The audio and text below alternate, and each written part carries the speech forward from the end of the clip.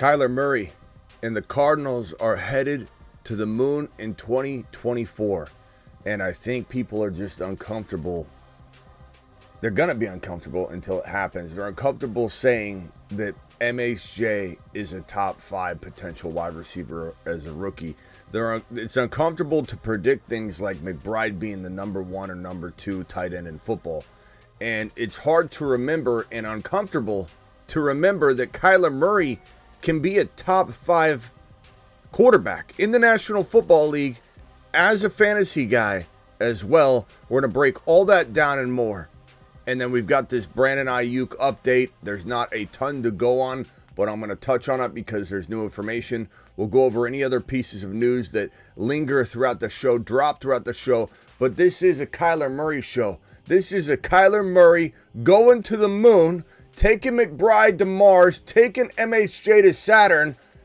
And it's only fitting that if we've got Trey Benson on the Mars man list, if we've got McBride on the Mars man list, if we've got MHJ on the Saturn man list, that Kyler Murray is at least a moon man. The fantasy football show, Kyler Murray edition, begins right now. Live from the FantasyFootballShow.com studios. It's the Fantasy Football Show.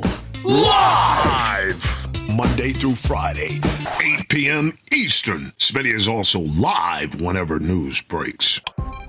From the FantasyFootballShow.com news desk, here is your breaking news.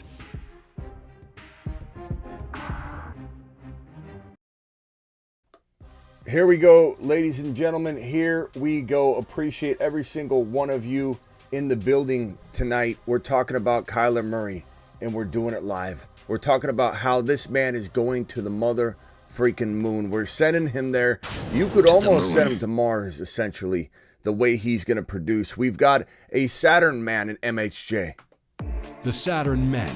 One small step for man, one giant leap for Saturn. A very deceptive rank, because in best ball he's going at the 11, 12, 13 turn. But he's wide receiver 9 in best ball. So you equate that to a non-best ball environment. Wide receiver 9 is still, middle of round 2, essentially. Smitty loves this Cards fan show. Alan, I don't know if you mean you or me, but I'm here for it.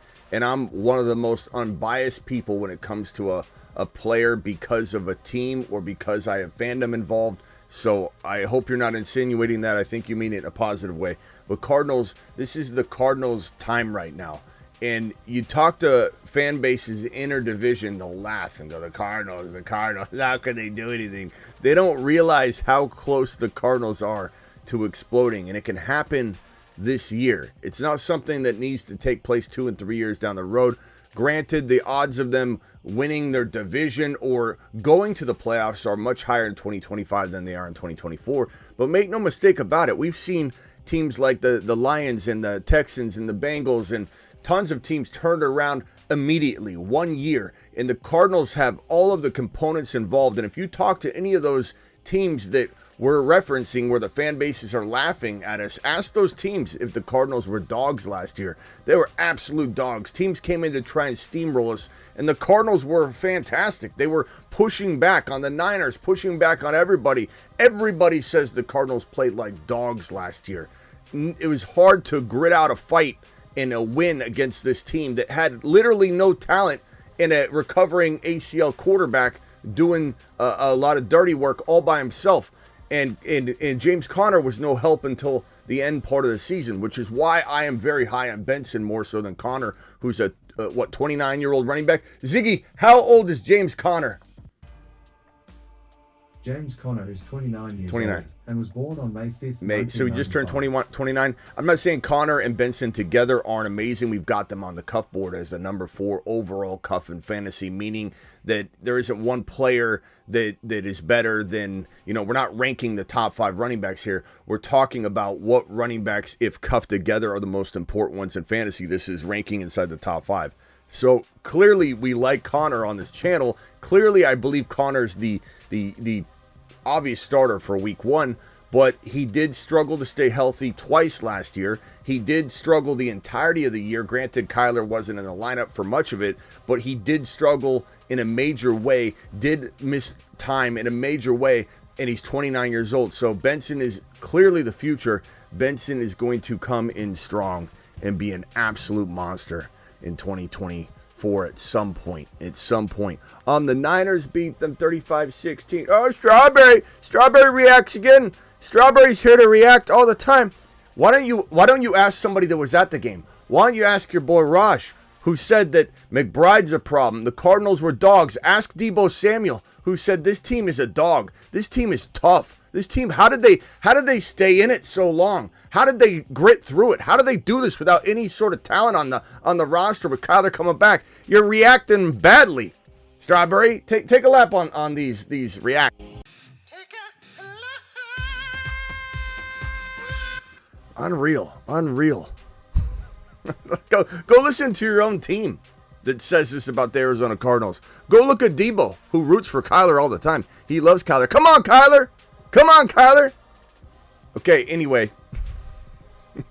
Here, we got this one. You've just been Smitty disapproved. It's always a Niner fan. Like, you're so biased. You got goggles on this thick. I don't understand what it is about a Niner fan that literally cannot see clearly at all. Other fan bases at least acknowledge, yeah, that team's pretty good. The Niner fan base is oblivious, and God bless them. You know, I love my Niner fan base, but good God, they have the thickest goggles I've ever seen in my life. It's almost like they know nothing outside of their world. They know nothing about the contracts outside of their world. They know nothing about players outside of their world. They're absolutely oblivious to every single thing. Okay, so anyways, back to Kyler. Let's talk about Kyler before he tore his ACL. Okay, because Kyler was on a terror. Kyler, if you pull up his 2022 game log before he tore his ACL, you can see that this man was QB 8 in week 1. He was QB 6 in week 2. He was QB 23 in week number 3. Let me put this on screen to follow along with this. He was QB 7 in week number 4. He was QB 12, QB 14, QB 10, QB 3, QB 8, QB 4. Tore his ACL coming off the bye week against New England. And if you take this data right here, you take these starts and you extrapolate it across an entire 17-game season, and that's 10 games. It's not a small sample. Sometimes when you take like a 2 or 3 game sample, it's a really risky business to be like, hey, let's take this 3-game sample and extrapolate it on 17 games. When you're talking about 10 games, it's a whole different ball game. It's a whole different, it's a very, very good amount of stats and data to pull from. And if we take that 2022 season, 10 games, take his stat total, divide it by 10, multiply it by 17, extrapolate it out, Kyler Murray was the 5th highest fantasy football quarterback in 2022. He is this good. This is what people don't remember him to be. And it's fortunate for us that need to go late QB shopping. And dare I say, in a 1 QB format, one of the better strategies you could go after is, let's say, an AR5 or a JD5 as your starter. You could grab Kyler as your backup because he's falling, into that territory where it makes a lot of sense in best ball bully quarterback. And this is like a watered down, this is a bully quarterback light where you go AR5 and Kyler, JD5 and Kyler, and you're taking these guys close together, and your optimal scoring in best ball will start the one for you that scores the most points. So it's an advantageous bully strategy. Bully QB and 1 QB non-best ball is not as attractive, but this is one where you can do it because Joe Burrow goes around 6-7. Kyler goes in that later territory where you could grab both of these guys and they could be your starting quarterback. But make no mistake about it, Kyler not only has proven he can be a top 5 fantasy quarterback, he's done it. He's done it, and he can do it this year. And dare I say, he's got the best weapons he's ever had. And so the sky's the limit for him. He could have arguably a top 5 wide receiver, even as a rookie. I said it. MHJ can be a top 1 to 5 wide receiver as a rookie. You don't like it? You don't need to like it. That's how I feel.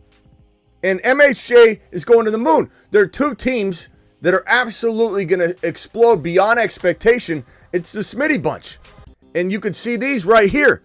Very similar teams in terms of you got elite wide receivers that people are doubting, both top 5 capable this year. You got 2 tight ends that are both top 5 capable in McBride and Kyle Pitts. You got elite potential quarterback play guaranteed with in the middle. You got Cousins, a.k.a. Alice, with Penix Jr. right below him. You got Kyler Murray. And then you got, Bijan's just absolute galaxy ahead of Benson and Connor, but you have a very good run game in Arizona. The running stats, the combined stats, the stackability of Benson and also Connor together is a top 6 to 12 running back. You give it a big range. Bijan might just be running back 1. Both these offenses are going to explode, but Kyler Murray has the weapons that Atlanta Falcons have. One of the most talented rosters in the National Football League from the offensive perspective. This is going to be an absolute monster season out of Kyler Murray and the Arizona Cardinals.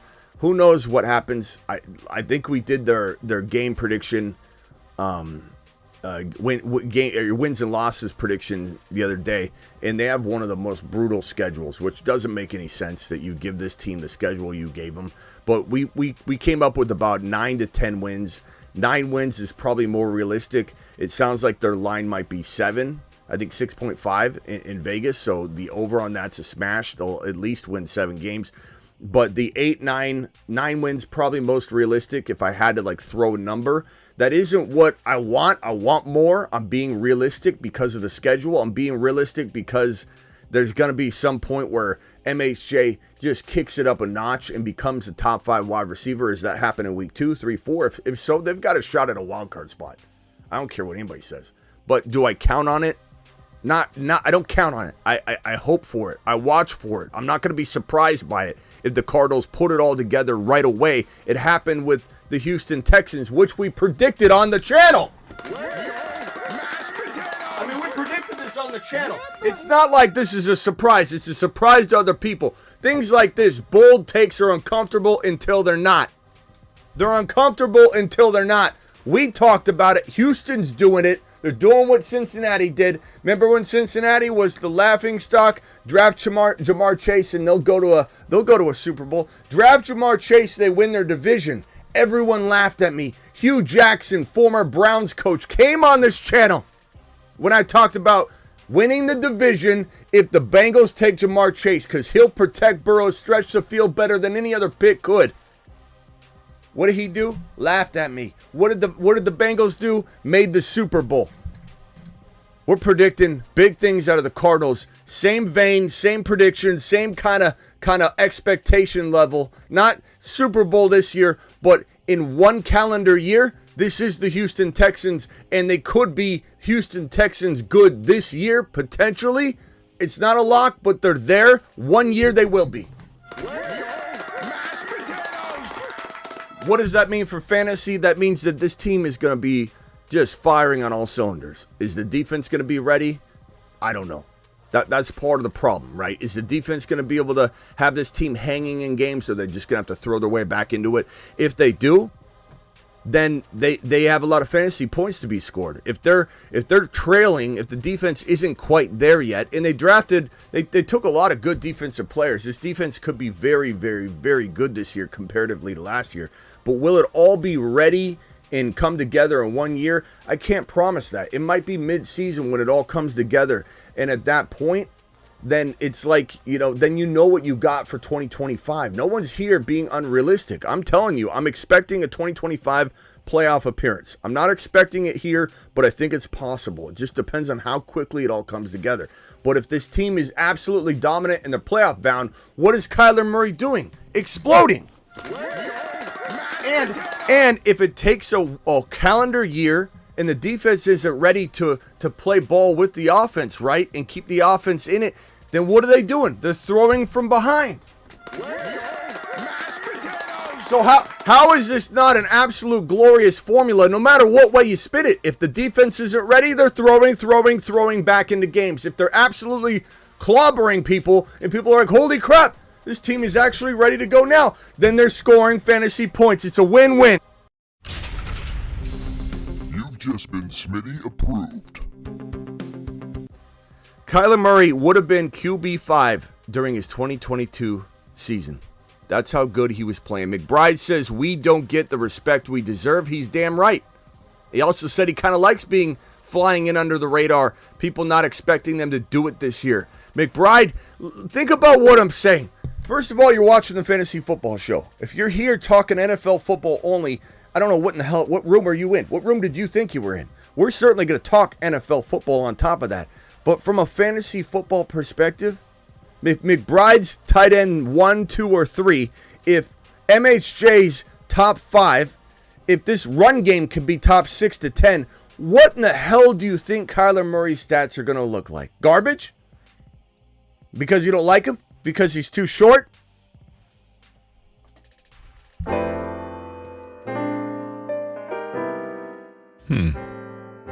Hi.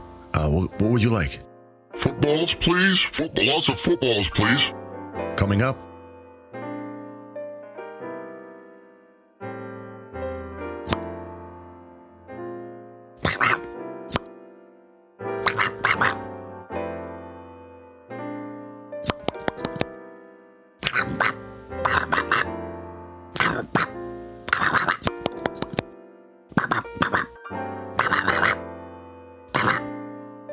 He's Marvin, he's 11 feet tall, and he loves to consume the football.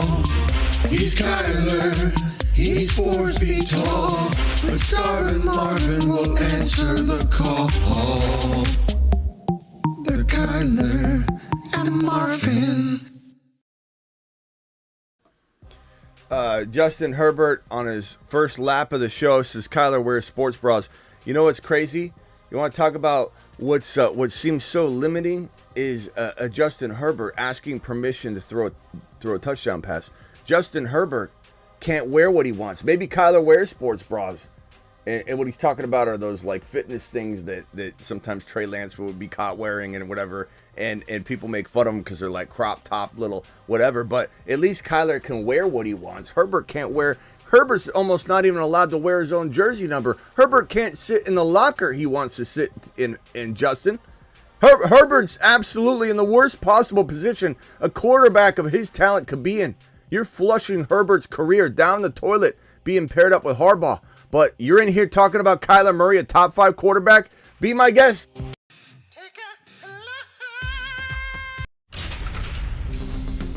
You've just been Smitty disapproved. Get lamb. Take a lap. Take a lap.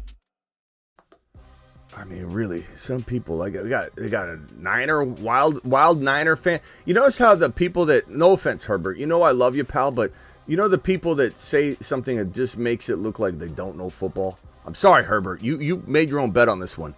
And Strawberry, you made your own bet too.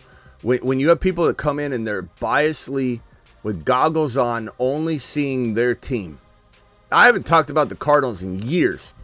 Like I'm the most unbiased person you could find. I'm the most unbiased person you can find. I don't talk up the Cardinals. I was critical of Kyler beyond being critical. I've never, ever, you've never heard me say that this team's going to be a fantasy football monster. Not since the Kurt Warner days have I ever had an amazing thing to say about the Cardinals offense. I got excited the year that they were the best team in football by a landslide. They were the last undefeated team, and then things fell apart at midseason. I believe they were 9-0 or 10-0. I think it was 9-0, and no team was 9-0 or 10-0, whatever it was. And they were the best team in football. They were the best team in football by far, and things fell apart. That was with Kingsbury. That's why we love Kingsbury here. That's why people that know ball understand Kingsbury is a fantasy football mastermind. People that know ball know that Kyle Shanahan is an unbelievable offensive coordinator, scheme guy, but he's a horrible head coach. Anybody who knows ball knows that. Like, he's an awful head coach. His offensive coordinating is what makes him look so good. Him being in an NFC championship game, him ending up in a Super Bowl, him getting into these big stage games is because of his offensive coordinating. His off the field decision making is garbage. His personnel decision making is trash. Kyle Shanahan is one of the worst personnel decision makers you can find in the game. It just so happens he is such an amazing offensive mind that he gets himself into positions where people are like, oh, look, well, how does he do this? Because he's an amazing offensive coordinator. Because his team absolutely carried him. He coached absolutely 3 bad games in a row in the playoffs. Almost lost to Green Bay. Should have lost to Detroit. Really did lose to Detroit until the Matrix or the simulation decided we're going to dial this one back, and we watched the biggest unraveling we've ever seen in our entire lives in a football game. There was no way the Lions were going to win that game. The moment that ball bounced off the helmet, Aiyuk caught that unbelievably crazy touchdown, you knew this thing, no matter what, was getting rolled back. The Niners didn't win that game. The Lions lost it. And then what do the Niners do? Just get completely outcoached because the personnel decisions kick in at some point, and Kyle Shanahan can't close it out. They can't close it out. And he is an absolute garbage decision maker when it comes to personnel. The whole Jimmy G situation, he drugged that out for years. Ruined Trey Lance. Absolutely ruined him. Ran him up the gut like a fullback. The game that happened, he ran Debo up the middle to run the clock out before the half. He just doesn't make good decisions. Abuses his players. How he treated Debo after Debo stepped up and became a running back because Shanahan injured all of his RBs, needed a running back, and Debo said, I'll do it. And they didn't take care of him in the offseason until the very end. Caused one of his worst seasons ever, that holdout year. This is the same thing happening with Brandon Aiyuk. And we do have a little bit of news here while we're on this topic to say that, this report came out from Schefter, right? And Schefter had said that there was, let me see if I can find the actual report. There's some refuting about this, by the way, if anybody thinks that this is all, concluded. But here's this report right here, which kind of stemmed it all, okay? So it says right here, let's see here. I don't know if actually that's the report. I'll read it right here. The report is that the Niners and the Commanders reportedly had some trade talks going, and that ultimately the Commanders decided against making the trade. There's refuting reports out saying that this is talking about on draft day, that this was a discussion that took place earlier and they decided not to move forward, and that the current situation doesn't necessarily tie into that. I can't tell you for certain what is true. I don't know which one. No one really can, because it's not like the Niners are going to come out necessarily and tell you until they're bluntly asked. And then even then, you don't know what's smoke, what's not. They say, we don't want to trade Aiyuk. We don't want to trade Debo. We have no intention, but they obviously entertained trade talks during the NFL draft. Or they obviously entertained them now. This report here, San Francisco 49ers, Washington Commanders reportedly spoke about a trade for Brandon Aiyuk during the NFL draft. There are people that are refuting different things. We don't know what's fully true, but this report, then Schefter came out and said that the Commanders didn't go through with the trade, and it was referencing the trade as if it was the trade talk we're hearing about right now, that the Niners were on board to some degree, and that the Commanders are the ones that didn't want to get it done. And then Aiyuk responds to it saying this.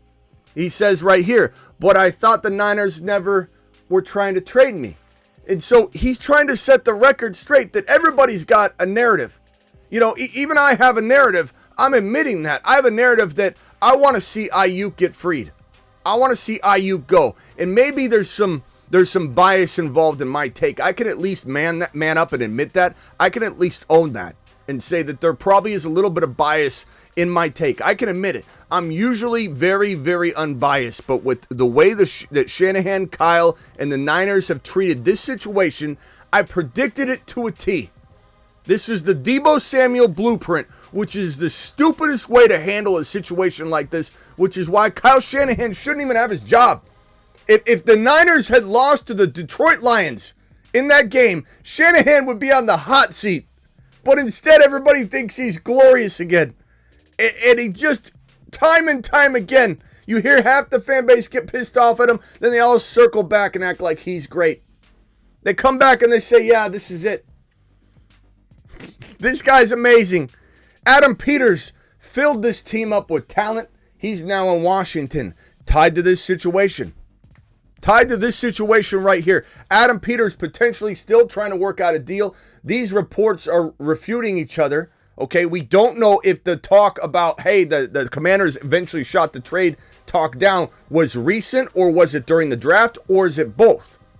And if it has been shut down already, according to Schefter's the same guy that told you they weren't trying to trade him.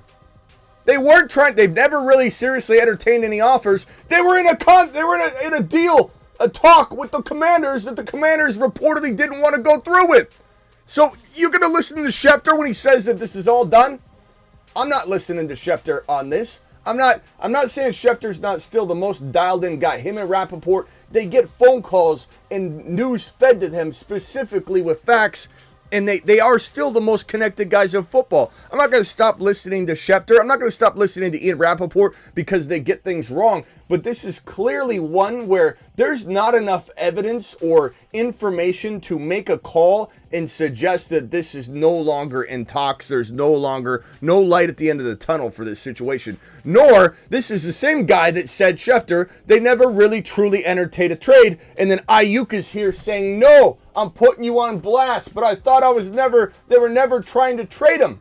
They were trying to trade him to the Commanders. Whether this was on draft day or now, the point is Aiyuk is saying, believe what you want. Believe the narrative that specific content creator, or if it's Schefter or Rappaport trying to prove that they have the information and they're asked point blank about it, and I can give you a definitive answer because I'm connected, that's how it feels like it's being taken. And the local Niner fan pages are going to tell you what you want to hear, dress it up and say, we told you they were never going to trade Aiyuk. Just like I've told you this entire way how this was going to go. Every single step I've mapped out. You're going to have the fan base act like it's crazy that Aiyuk's going to leave. That happened. You're going to have the fan base get irate at all the people suggesting that there's trade talks or requested trades coming through. That happened. Then you're going to have the fan base start to turn on Aiyuk. They're going to start going, I don't need this guy. Get him out of here. He's a bum. They're going to treat him badly. And we're not. We're still going to support him. The non-Niner fans are more supportive of Aiyuk than the Niner fans. Just like they were when Mostert got hurt. Just like I was when I put Debo on the Moonman list last year. I talked up Debo constantly. And the year during his holdout, I said it was going to happen. The animosity's growing. And when the fan base turned on him, who was there? This man. This channel. Same thing right now. This channel's here for Aiyuk. The fan base is turning on him just like predicted. The trade request, he's having that conversation right now. Whether they're going to make it public or not, I don't know. He had a meeting with the Niners yesterday. We're still awaiting some information on that. He's walking around with JD5 everywhere he goes. You know JD5's on the phone constantly with his team saying, get it done, get it done, get it done. JD5 and Aiyuk are putting up story posts on their Instagram where they say we're twins and the hope emoji, the crossing the fingers emoji, because these two want to play together. Do you think that Brandon Aiyuk and JD5 have no insider information on what's maybe taking place conversation-wise between the Commanders and the Niners? Is there still hope that this can get done? Why is he putting a cross your fingers emoji up on Instagram? Maybe, I'm admitting this, maybe the trade did get shot down by the Commanders. But what I'm trying to tell you is, and what Aiyuk's trying to tell you, is that you can believe whatever narrative you want from Rappaport, from Schefter, as big as the person could be, but these same people told you they weren't going to trade him, they weren't going to try to trade him, he's not getting traded, we're moving forward. And if this trade got shot down by the Commanders and this wasn't the NFL draft trade talk that we're now hearing refuting reports on, we don't know if that's true, but they're going back and forth. If it was in fact the Commanders trade right now that got turned down, then Schefter was wrong again. And how could he be right on this one until we know it's completely a done deal in either direction? All I'm telling you is, you're at a car dealership. How many times do you say, yeah, that doesn't work for me, I'll see you later? Oh, hold on. This is a negotiation. There's a posturing going on. Just like I told you, the Niners, when the Niners said we have no longer any interest in trading Debo or Aiyuk, we're moving forward, all of a sudden they're interested in trading Debo and Aiyuk. It's all a posture game. Don't listen to anybody that tells you this thing's dead. I'm not saying it's going to happen. I don't have any information on this except for the fact that I'm hearing multiple things. We're reading multiple things. We're digesting multiple things. And we have people telling us what's going on that have been wrong the entire way. Who's been right about it every single step of the way? Your boy Smitty here on the Fantasy Football Show. Every single step of the way, we've called this thing to a T. And the Niner fans act like we haven't. They go, yeah, he's following the Debo way. He's following the Debo pattern. Debo did it. Debo did it. Or Smitty, ha, ha, ha. See this news right here? This news shoots down everything you've been saying. Yeah, just like the Niners are no longer trading Debo and Aiyuk. Like, that shut me down, didn't it? When this just happened. This just happened. They apparently, according to this report, the Commanders shot down the trade that the Niners and Commanders were trying to get done. I thought you weren't trying to trade me. It's all a bunch of misdirection. All of it. Every single bit of it. So you can think what you want. Maybe it is dead. I'm not saying it isn't. I can't execute the trade. All I can tell you is this made a lot of sense from the beginning. We've been here from the beginning on it. I've never once told you this is 100% certainty of happening. I'm the one that told all of you, including all the Niner fans out there, the likelihood of Aiyuk playing on the 5th-year option is more likely than the new contract. But even I will admit to you, a new contract is still potentially likely. There's still a percentage chance of everything. There's no lockdown. This is no longer an option. The Niners could come around tomorrow and say, screw it, just get him signed. We can't control any of that. All I can tell you is what I feel, what I predict could happen, and where it's going. And it could all go south. It could all go north. It could all go east, west. We have no control over that. There's a percentage chance he signs a new deal. I would say 25%. There's a percentage chance he plays on his 5th-year option. Probably the most likely percentage right now out of everything. And there's still a percentage chance, probably the same amount of him getting a new deal will be him getting a trade. Call into the phone line. Call into the show. Call into the show.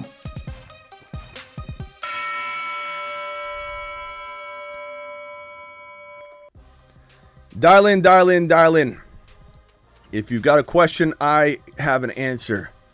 So hit me up on the phone line. This is wild. It's wild how many people think they know what's going on because they've got their local fan page that they follow that's gonna spin everything in the most positive way you can. It's like going to a Democrat or a Republican and asking them their stance on something. You go to somebody that's neutral.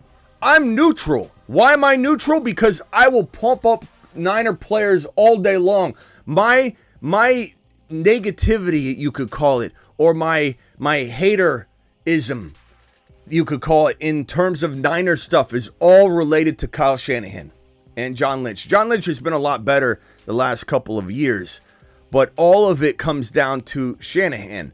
It has nothing to do with the Niners. It has nothing to do with Aiyuk or Debo. I'm one of the bigger supporters. Dial in one more time, Travis. For some reason, it didn't accept. I'm one of the biggest supporters of Niner players from a fantasy perspective you can find. I think this team, I constantly call this team a top 2, easily top 3, but probably top 2 team in the NFC.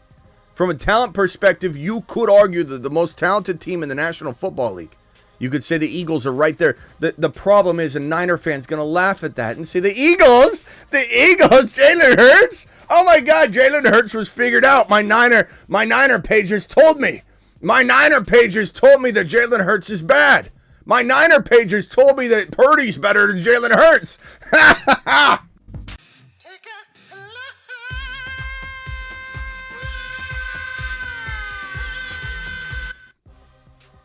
Unbelievable.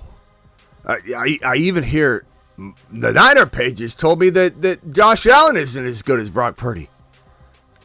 Brock Purdy's better than Josh Allen and Jalen Hurts. Did you hear? Did you hear? Call into the show. Call into the show.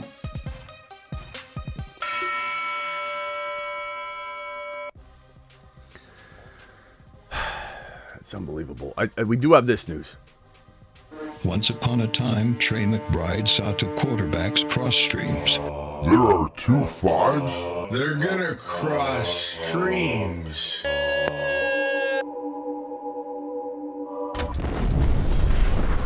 He worked effortlessly trying to accomplish this feat on his own. Then, one day, he crossed his 4th and 5th round average draft position. And then, this occurred.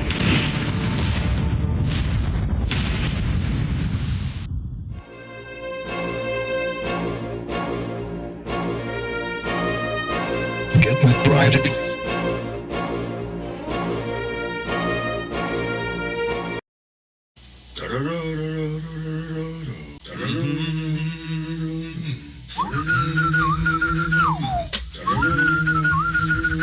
I'm a Cardinal, hey, mama, Cardinal. I'm a Cardinal, hey, mama, Cardinal. I'm a Cardinal, hey, mama, Cardinal. I'm a Cardinal, hey, mama, Cardinal. I'm a Cardinal, hey, mama, Cardinal. I'm a Cardinal, hey, mama, Cardinal. I'm a Cardinal, hey, mama, Cardinal. I'm a Cardinal, hey, mama, Cardinal.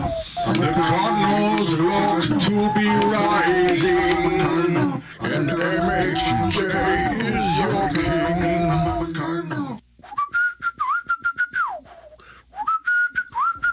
McBride, Kyler, and on that note, we haven't officially done it yet, but we have to put Kyler Murray on the Moonman list. The Moonman, dropping loads in outer space. Welcome to the Moonman list, Kyler Murray. It's Space Monsters. long overdue, to be honest. The fact that his whole team is pretty much on the Mars, Saturn, Moonman list. I mean, it only makes sense, right? It only makes sense. Let's put this beautiful red color here. Kyler Murray doing it live. There you go. For good measure, let's run it back right now. I give you Kyler Murray, Moonman extraordinaire for 2024. Here we go. Kyler, appreciate you. Let's ride. The Moonman, dropping loads in outer space.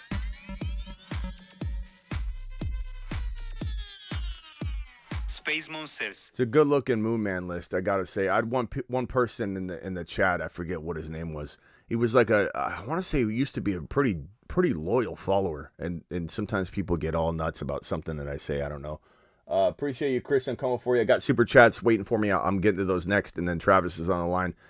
I would say like so. This guy said, Smitty, your Moonman list is garbage now.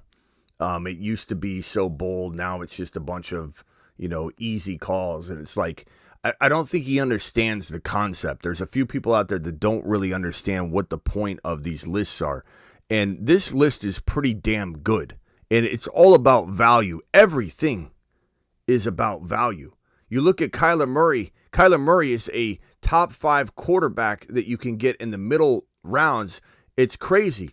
Coleman is a freaking potential rising star. Zamir White you could get him in the 80s. Brooks in the 80s sometimes. Ben Sinnott, this guy could be the next Laporta, sitting there sleeping in the weeds. Tank Dell is going in the mid 4th round on different formats on Underdog Fantasy. Ford is so late in a draft. This guy could be the last starting running back found on an ADP board.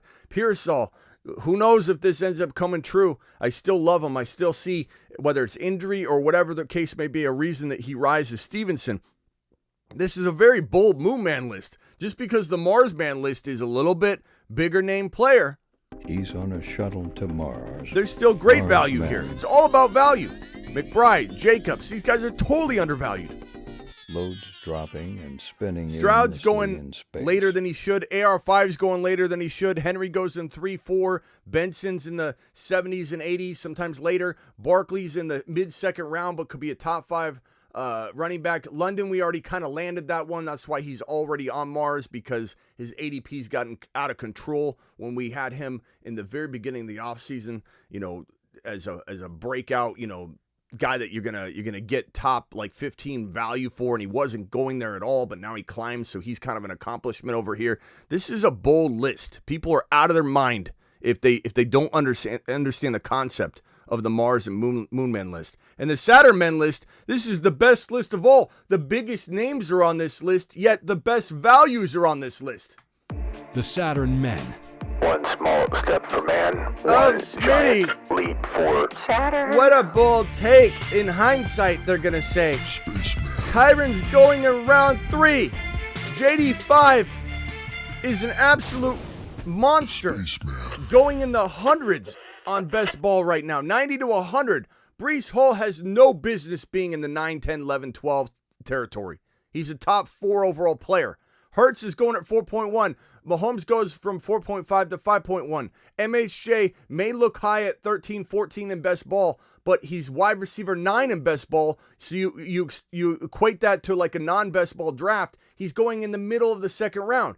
Gibbs, no business being at 10, 11, 12. Achane, no business being at borderline 3.1. Bijan could be the number 1 overall player, and he's going at 6 and 7. This board screams value across the entire board. It's ridiculous to assume just because you see a bunch of big names that you're not looking at win a league strategies right in front of your face. People don't understand it. I can only scream it from the rooftops so long. $5 hauler from Daniel. Hey, Smitty, redraft 4-point TD, 1 QB, 2 running back, 3 wide receiver, 1 tight end, 1 flex. Keep JT round 7 or Kyler round 14. 1 QB, you're never going to keep the quarterback. You can draft him back. This is not even a question, to be honest with you. I appreciate the super chat, but I'm answering it that way so you understand how passionate I am against taking Kyler and holding Kyler. Even on a Kyler Murray show, I'm not going to tell you to do that.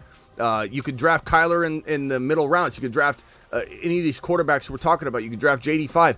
You can go attack that. So round 1, pick 1, CMC, Lamb, unavailable, take Hill or Chase. Yeah, I like any of these strategies.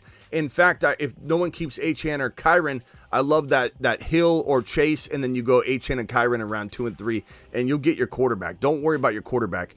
Keep JT. JT is in round 7. That's an absolute steal, bro. There's not even a question here. Great job with your drafting, bro, and I appreciate your super chat. Keep it up. That's a phenomenal position you put yourself in.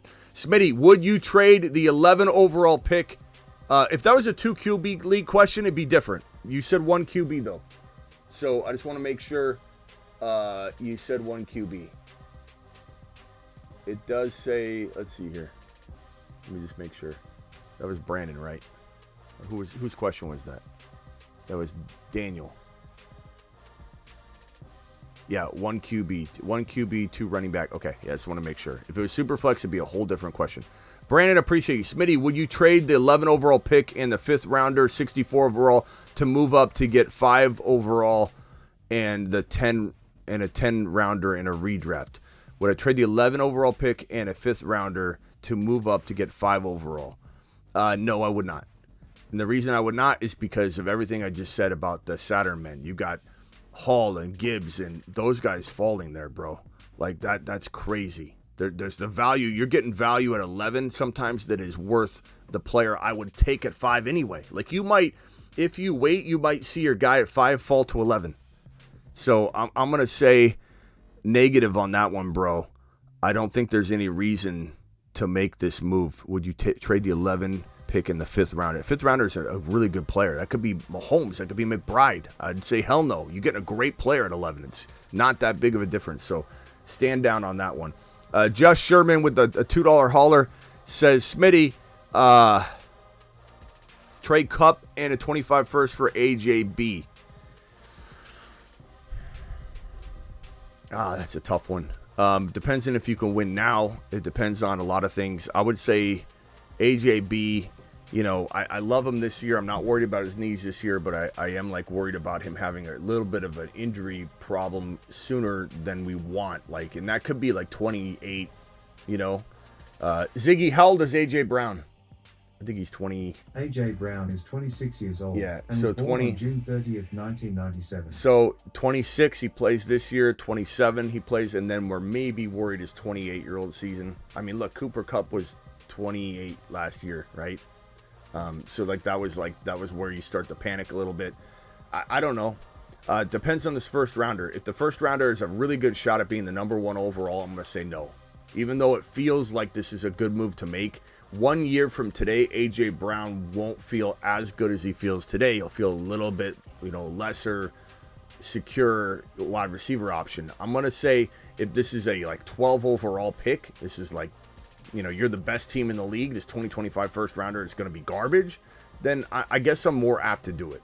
But that information is very, very critical, because I do think Kupp could be pretty damn good this year, more so than people think. But I don't know that I'm willing to make that move if that's a high first rounder. So it all depends on that first rounder. Superflex Dynasty, trade Mahomes for Lamar and Levis. Had only Danny Dimes as a QB2. I'm gonna say no on this one. I know you're getting the extra quarterback, but I have no guarantees in my mind, at least, that Levis is going to be somebody that's going to make you feel like you made a great trade here. Danny Dimes can also score, like maybe he scores what Levis scores. He runs a lot. It's a very throw up in your mouth quarterback to start each week, but I'm certainly go after Rattler, go after quarterbacks like that. Go try and get Penix Jr. in a trade somehow. I would not be playing around with trading Patrick Mahomes for Lamar, who I just don't know that I trust Lamar to be as consistent as people think he's going to be. Mahomes had his worst year he's ever going to have last year. He's going to be that kind of guy that could have 50 total touchdowns this coming year, and everybody be like, he's back. I never doubted it for a second. Keep in mind, the way I believe people will feel about Mahomes this coming season after it's all said and done is the way people felt about Lamar coming off of 2023 when they doubted him heavily coming into 2023. So Lamar hasn't had this consistent, you've always loved him. He's been very disappointing for years. Last year was the first year he really put it all together. You could say that's a harbinger of things to come, and that's why I want him, but he's gotten injured, played horrible for half a year, gotten injured. It's been nonstop with Lamar. So I'm going to say hell no on that one. Give me the Mahomes value all day long.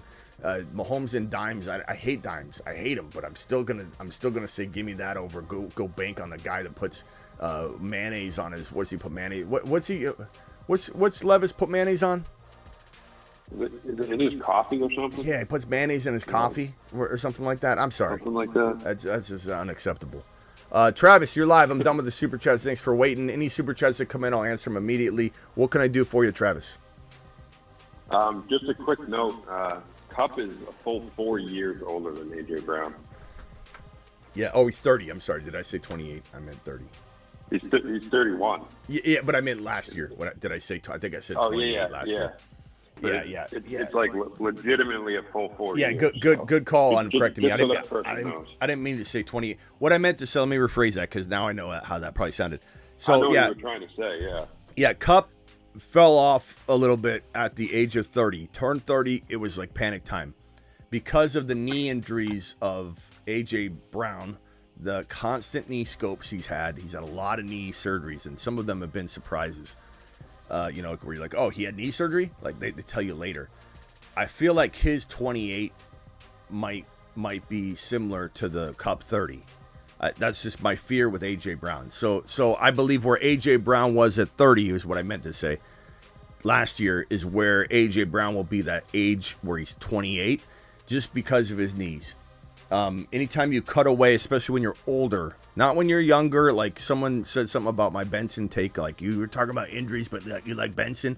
Benson had a major knee injury, but in 2020. That was 4 years ago. So, he did have a major injury, but he's 4 years removed from it. When you're 19, 20 years old, you're healing from that stuff so much different.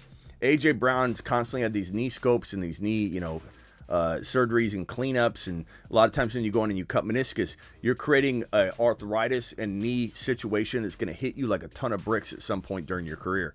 So I just feel like that question of Cooper Kupp and a first rounder, if the first rounder was the 12 overall, I take the gamble because I get at least 2 years. I'm not saying A.J. Brown can't play great football at 28, but at 28 years old, he's going to look like Cooper Kupp did at 30 if his knees, unless there's some major breakthrough in therapy, which could be the case. I mean, they're finding stuff every day. They're getting closer and closer to fixing some of the meniscus problems, but I'm going to say give me the A.J. Brown at the draft picks late. If it's a potential top 5 pick, Kupp's going to be really decent this year. And all I'm saying is that next year you're going to look at A.J. Brown as like, okay, is he 1, 2, or 3 years away from having a little bit of drop off? Someone in the chat I saw said 30 is the new 28, which might be true for regular humans. For football players, it's kind of the opposite, isn't it? Like, the expiration age is kind of getting Yeah, lower. no, it's the for, yeah, no. especially running backs, but even wide receivers to a point. Yeah, I think they're they're probably joking.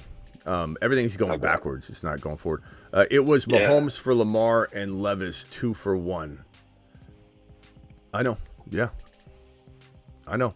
I'm saying I'd rather have Danny Dimes. Superflex? Yeah, Superflex. I'm saying I'd rather have the Danny Dimes or figure out another trade. Just figure out another trade. I'm not saying don't try and solve this problem, but like Mahomes is head and shoulders above Lamar from a dynasty perspective. There's just it's not even. I don't care what last year looked like. Last year was 1 year. The amount of years that the two have left, unless Lamar changes something big time. Yeah, because he's not an elite passer, so he's going to have to use his legs to be an elite quarterback. Jeremy says, Mahomes can just throw forever. Dynasty, I have Amon-Ra and Christian Watson, and a guy sent me CD and Dobbs, smash or pass. Amon-Ra, Christian Watson. Ooh. You got to take CD. In my opinion, but I mean, I could understand somebody saying, "Look, Smitty, I think Amon-Ra is going to be as good as CD Lamb this year." Like, I can't get mad at somebody for that take. I really can't. But like, I'm going to take CD. That's just me. There's some concern about the quarterback situation. What happens if Dak doesn't stay? And I think Dak will be signed to a long-term deal in Dallas this year. And remember, this could happen later. It doesn't have to happen right now. But if this contract happens, then CD's safe. The concern I do have, and I've had it on the panic chamber already, is the concern I do have, and it's a legitimate concern. It's totally legitimate. If Dak leaves, we don't know what in the hell we're looking at. This is J.J. McCarthy and Justin Jefferson. And Justin Jefferson is a fraction less good, less secure. Touchdowns are not necessarily going to be available. Maybe J.J. McCarthy changes my mind, but I don't want to see Lamb in that same situation. That way, St. Brown could pass CeeDee Lamb in fantasy value. So this isn't something to where I want to like say, oh, you got to take, oh my God, what are you doing? Right now, it feels that way because Lamb's going 1, 2, and 3 overall in dynasty startup drafts and redraft best ball. Lamb is a top 3 lock. So it feels laughable right now to somebody, but it could turn in a different direction. I'm just warning you, Jeremy. But I lean Lamb. I do think Dak does get inked to a new deal here in Dallas, but we can't predict Jerry Jones. But it's a tough call. Tough call. There's also the factor, the risk you're taking. If, say, Christian Watson solved his hamstring problems. Yeah. Well, now you have 2 wide receiver 1 sitting there. And if you ask me, Dobbs is never going to be a wide receiver 1. Probably not even a steady wide receiver 2 in fantasy. Yeah. I think with that, though, Christian Watson still has to be an afterthought. Like, he has to be somebody that you're hoping this ends up being the case, but you cannot trade for it. Also, I'd say that Amon-Ra does come with a little bit of injury risk. Like, he does get banged up a lot. One thing about Amon-Ra that I love, though, is that I think he had one of the lower of the top 12 wide receivers, one of the lower end zone targets in the league last year. It was for top 12 wide receivers. It was like astronomically low. Like Amon-Ra St. Brown's going to have probably 6 more, 7 more touchdown opportunities this year. Easily than last year. So like Amon-Ra's going to have a nice year, but he does come with a little bit of injury risk, I would say, and Christian Watson does too. So give me Lamb. Yeah, so CeeDee Lamb had 27 red zone targets. He led the NFL by 10 targets. So he may even come down a touch. What was Amon-Ra at? Actually, hold on a second. I'm going by receptions. Amon-Ra. CeeDee Lamb had 27 targets, 13 receptions in the red zone, so that's inside the 20. Amon-Ra had 24. 24. Third in the NFL. Okay, I'm wrong on that. I think it may have been the year before. He was down yeah. So St. Brown 24. So, okay. And just for how many a note, that's one of the reasons why I love DK this year, because on top of the new offense, he always gets in the red zone. Where did St. Brown rank on that End zone targets. Are you sure it's end zone targets? End zone or red zone? End zone. Okay, because this is red zone. This is inside the 20. Yeah, no. End zone targets. End zone targets. All right. This just has inside the 5. CeeDee Lamb and Tyreek Hill led the NFL with 8 targets inside the 5. Amon-Ra is. I want to say it's like 3 or 4. It was like 2 or 3 or 4. This is the stat that I was talking about. I'm not talking about red zone. 2. There you go. Okay, so I was right. Two I knew I was right. I knew I was right. Yep. Mashed potatoes. So there you go. Yeah, no, end zone. So what I'm saying is, like, when they're, you know what I'm talking about, where St. Brown gets tackled at the 1 yard line, like all that stuff. Not this year, but the year even prior to that, St. Brown would get tackled at the 1 yard constantly. It was like, so whenever this team is near the goal line, or on the goal line, St. Brown, of the top 10 wide receivers, only had 2 end zone targets, like, inside the end zone. Lamb had 8. So what I'm saying is, what I was saying earlier is, I think he'd easily get 4, like I said, 5, 6 more this year instead of 2. So there's definitely like another 2 or 3 touchdowns coming Amon-Ra's way this year, because he was down there so low. I knew I was right on that. Okay, hold on one second. Let me go over to 615 caller. Who is this and where are you calling from? Hey, Smitty, this is River. I'm from Tennessee. My phone's just dead right now. River Run. What's up, River? All right. I'm still in Dynasty draft on 12-hour picks that come back to me. I'm at the here, let's get in here real quick. I'm at the 3-4 turn. Took Goff to pair up with Amon-Ra. All the quarterbacks were going off quick. That was a little bit of a reach, but it is super flex. So, next pick, I have Etienne, Aiyuk, Kyler, and McBride on the board. HN also at the 3-4 turn. Also have a offer here for the 4 pick. I've got a 4th, my 4.1 for a 6.2, a 10.2, and a 22.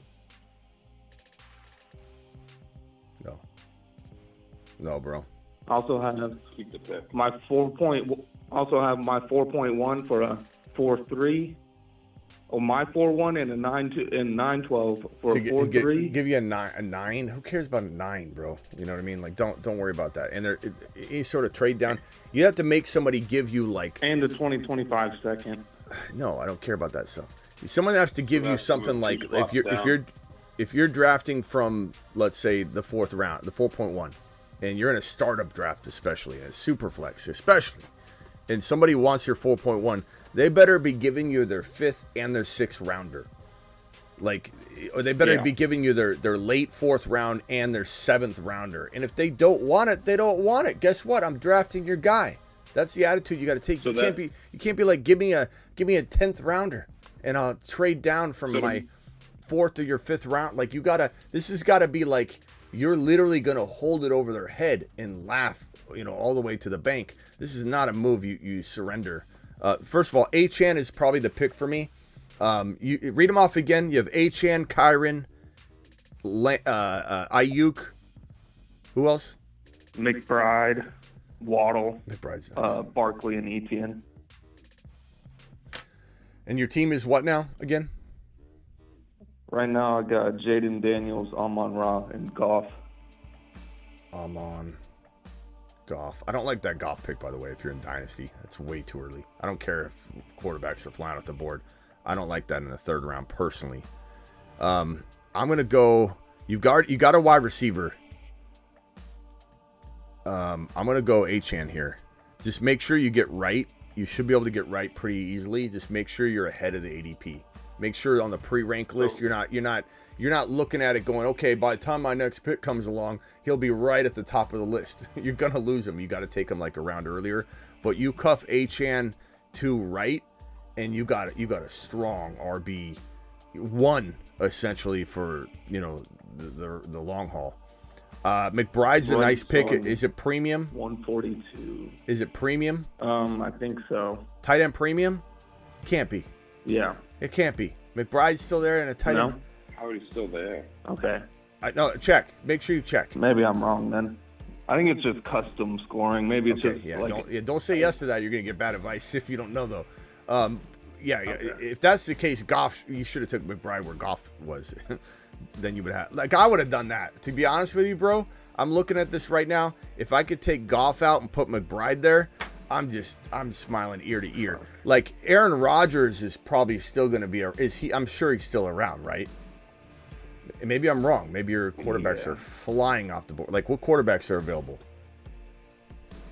J.J. McCartney, Drake May, Bryce Young, Baker Mayfield, Deshaun Watson, Bo Nix. Aaron Rodgers? Yeah, he's down there. Okay, so he's down. Like, that's what I'm saying. I'm just giving you advice for the next draft. Cousins is probably down there too, right? Because he's got this Achilles. He's got a quarterback that just got drafted behind him. Like, Cousins is still on the board, right? Yeah, Cousins is there. My favorite win a league, smash your league mates into a million little pieces, Superflex advice in a dynasty is Cousins and Penix Jr. as your QB2. You're untouchable. Like, yeah, I get it. Cousins it feels kind of like a shitty pick because they got this young kid behind him. You draft both of them, you're as secure as can be. Like Goff instead of Cousins and Penix Jr., you could have had McBride instead of Goff, Achane here, Cousins and Penix Jr. to go with JD5, and you're walking straight to the bank. So that just for future dynasty startup 2 QB reference. Like that is the Cousins and Penix Jr. blow Goff out of the water. Because Goff, you don't know how long you have. He's been bad and good before. You know what I'm saying? And the stacking means nothing. It doesn't get you anything, right? You get extra points of Goff and I'm on Raw Connect. This isn't best ball. So make sure you don't think, I got him because I got Goff and I'm on together. Like, it doesn't do anything. Can I ask a quick question about that deal? I believe he said that second trade offer was he would just move down 2 picks and he'd get a second rounder next year. So even with MHJ and Kyler and McBride on the board, he'd be guaranteed to get one of them. You still want to do that to pick up a second rounder next year?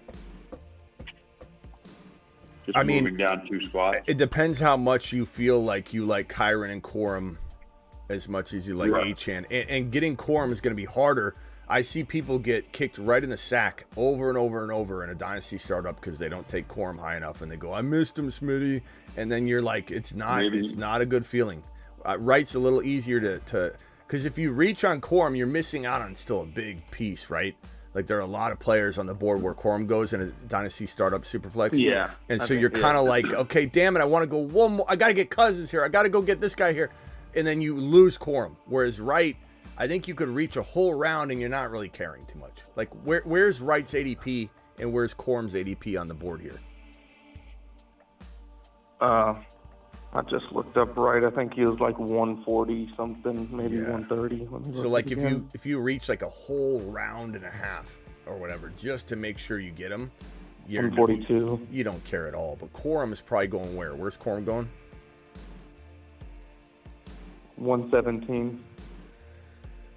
It's not that much different in that system. Like where are you drafted on ESPN?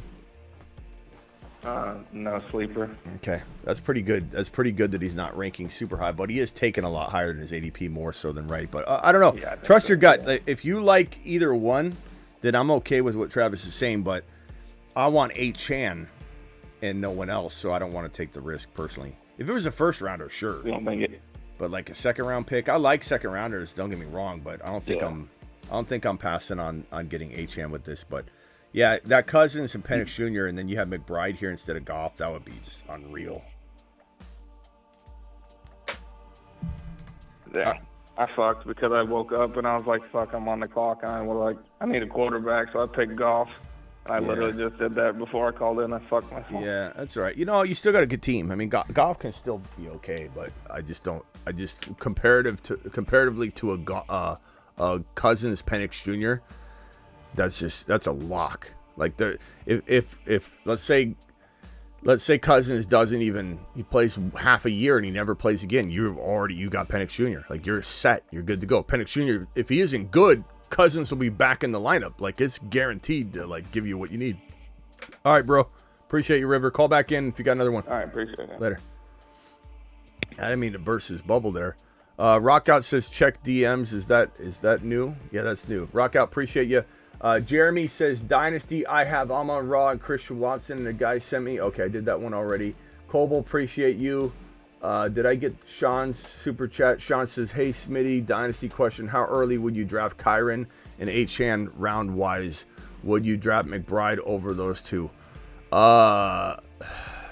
You just heard us kind of talking, even though that was Superflex, the running backs and receivers and tight ends kind of relatively are in similar territory. But I would say, like, in terms of being apart from each other, I would say in a Dynasty 1 QB environment, you don't say 2 QB here. In a 1 QB environment, I would say Achane still, in my mind, I would take in the bottom of round 2, top of round 3. Tough to know if, like, your community is going to value him a little less in Dynasty than redraft. Sometimes I see it one way and sometimes I see it another way. I'd have no problem taking him at the 2-3 turn in redraft or Dynasty. And Kyren, he may be a mid-third rounder in redraft, so you got to think he falls to like 4.1 in a Dynasty. But even so, I'd take him in the middle of the third to late third without a hesitation in a 1 QB. Because I would cuff him to quorum and I'd be fine with it. Probably one of my favorite starts, and I'm gonna have a video on this, is the Jamar Chase, the Amon-Ra, the Hill, the CeeDee Lamb, whatever wide receiver you want at like that top 6 overall territory. You take that wide receiver, you go Achane and Kyren and quarterback. Like Chase, Achane, Kyren, Hurts or Mahomes, and then McBride, just walk straight to the bank. Thank you, Sean. And Rockout says check his DMs. Let's pull up Rockout's new rap. It's probably going to be about Kyler if I had to guess.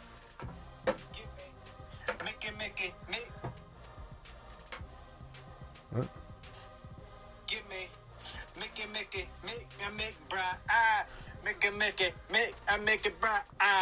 He be going balling out sky high. That's just how we balling is McBride. Rock out, dropping straight fire. A voice of an angel. He's a songbird of our generation. No doubt about it. Travis, what do you think about Kyler? I really like him on the Moonman list.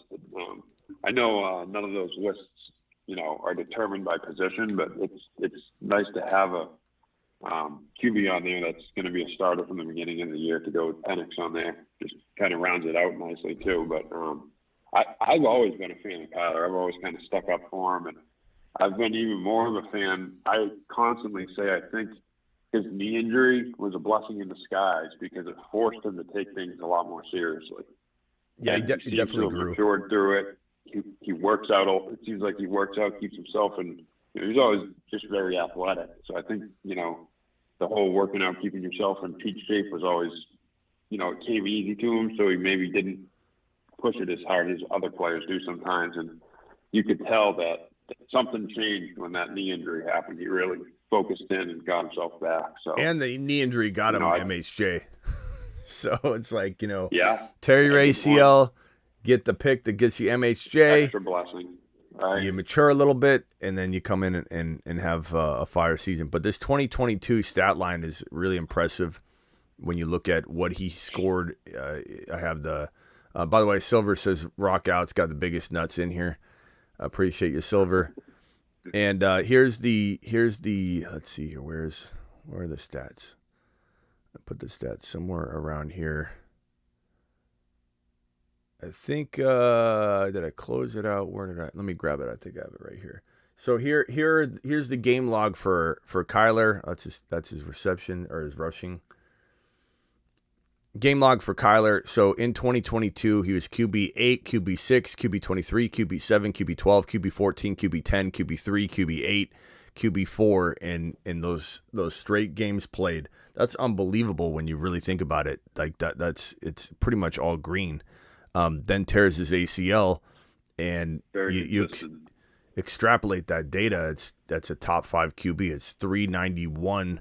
Yep. Just merely behind Joe Burrow and Jalen Hurts, like by a game, like less than a fantasy football game. So a 1 week difference between being number 5 and number 3. So what an unbelievable year. And nice reminder for people that are down on Patrick Mahomes, just a little reminder that Patrick Mahomes that year had 5,200 passing yards, 41 passing touchdowns, was about 80 something points ahead of 80 to 95 points ahead of like QB5 and QB6.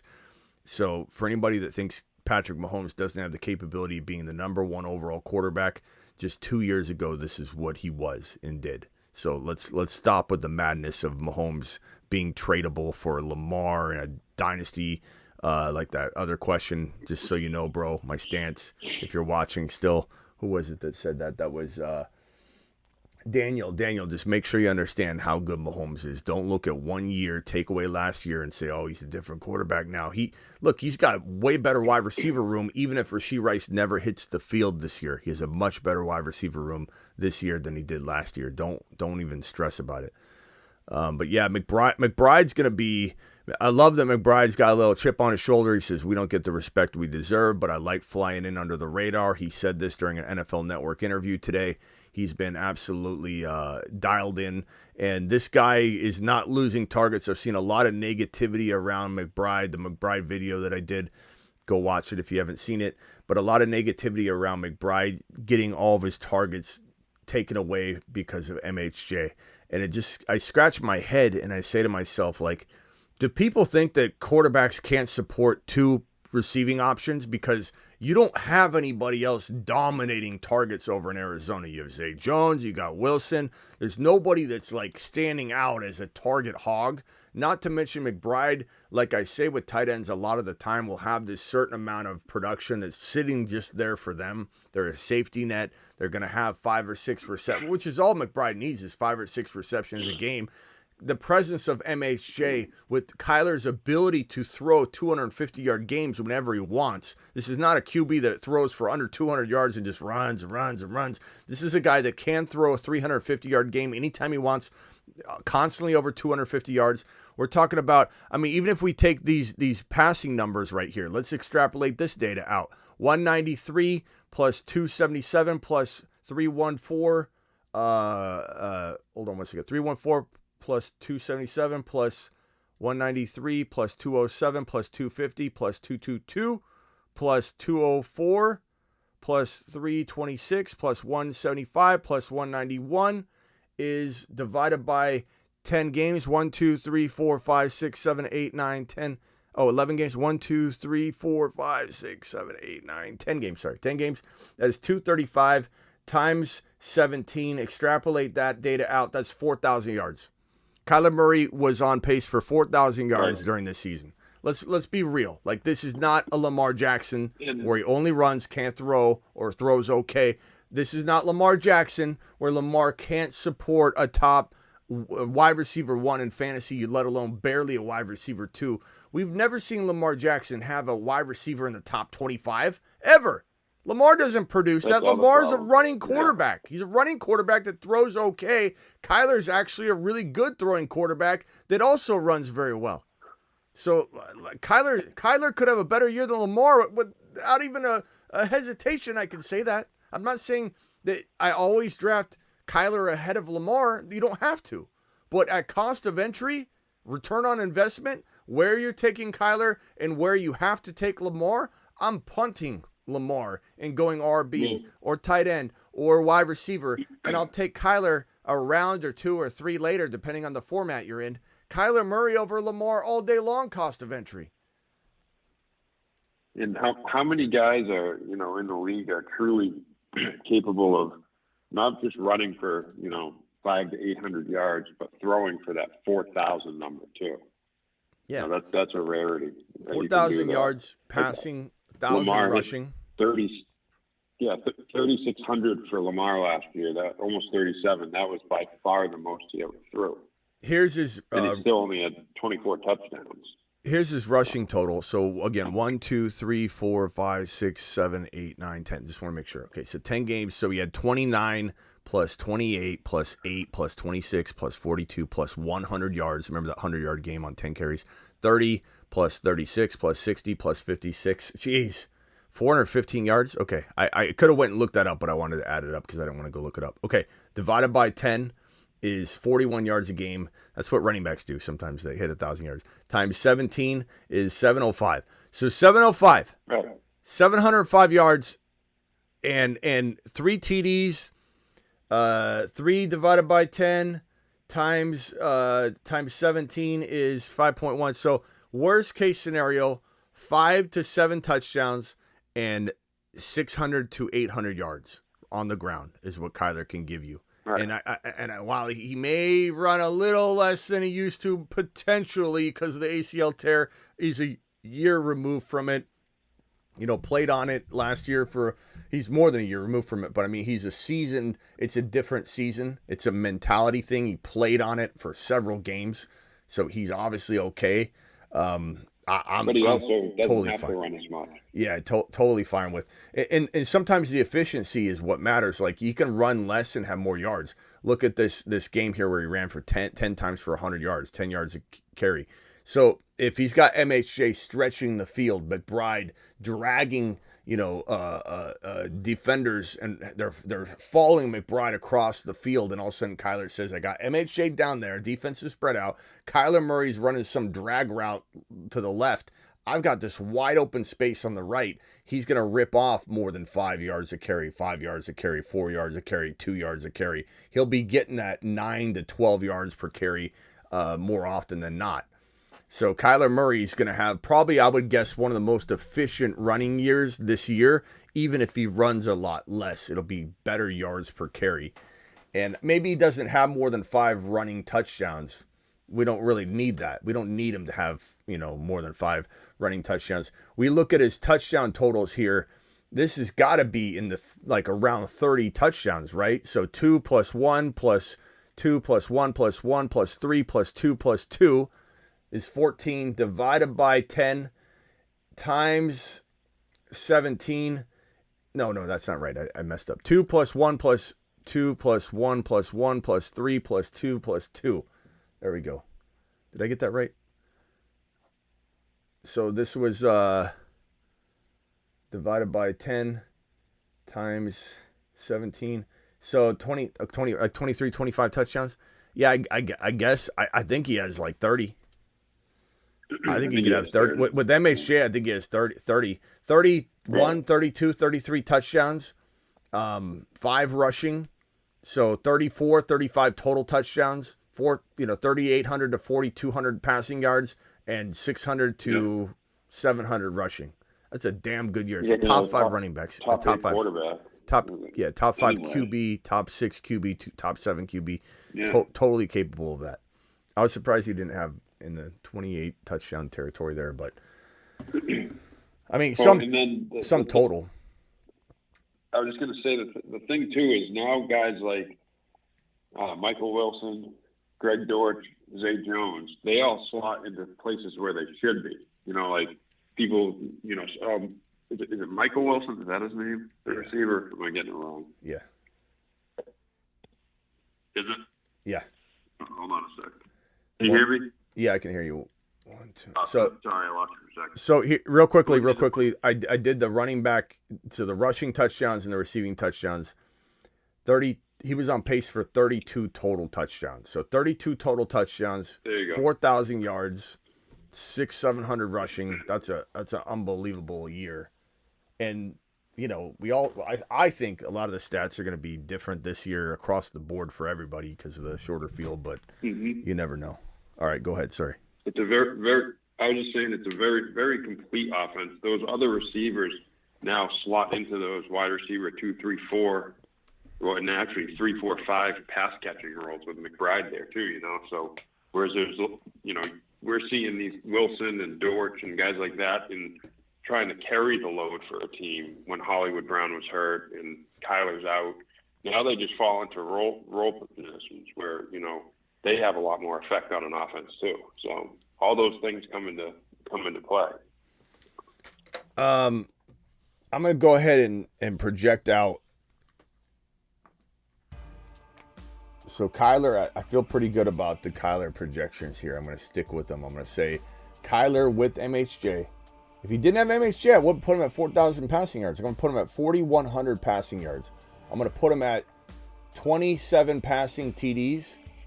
I'm going to put him at 650 rushing yards. And I'm going to give him 4 rushing touchdowns.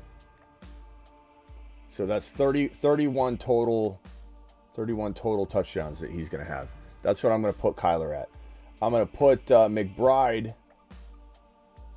And McBride was used not like a starter all year long. So anybody wants to say whatever they want about trying to extrapolate his stats, it's really hard to do. I'm going to say give him 1050 receiving. I'm going to give him 80 receptions, and I'm going to give him 8 TDs. That's what I'm going to give McBride. So if you want to see it this way, I'll put 80 receptions, 1050. And I think that's like, I don't know, I think that's kind of safe. I think McBride's very much capable of getting more like double-digit touchdowns. So we'll put him there. MHJ.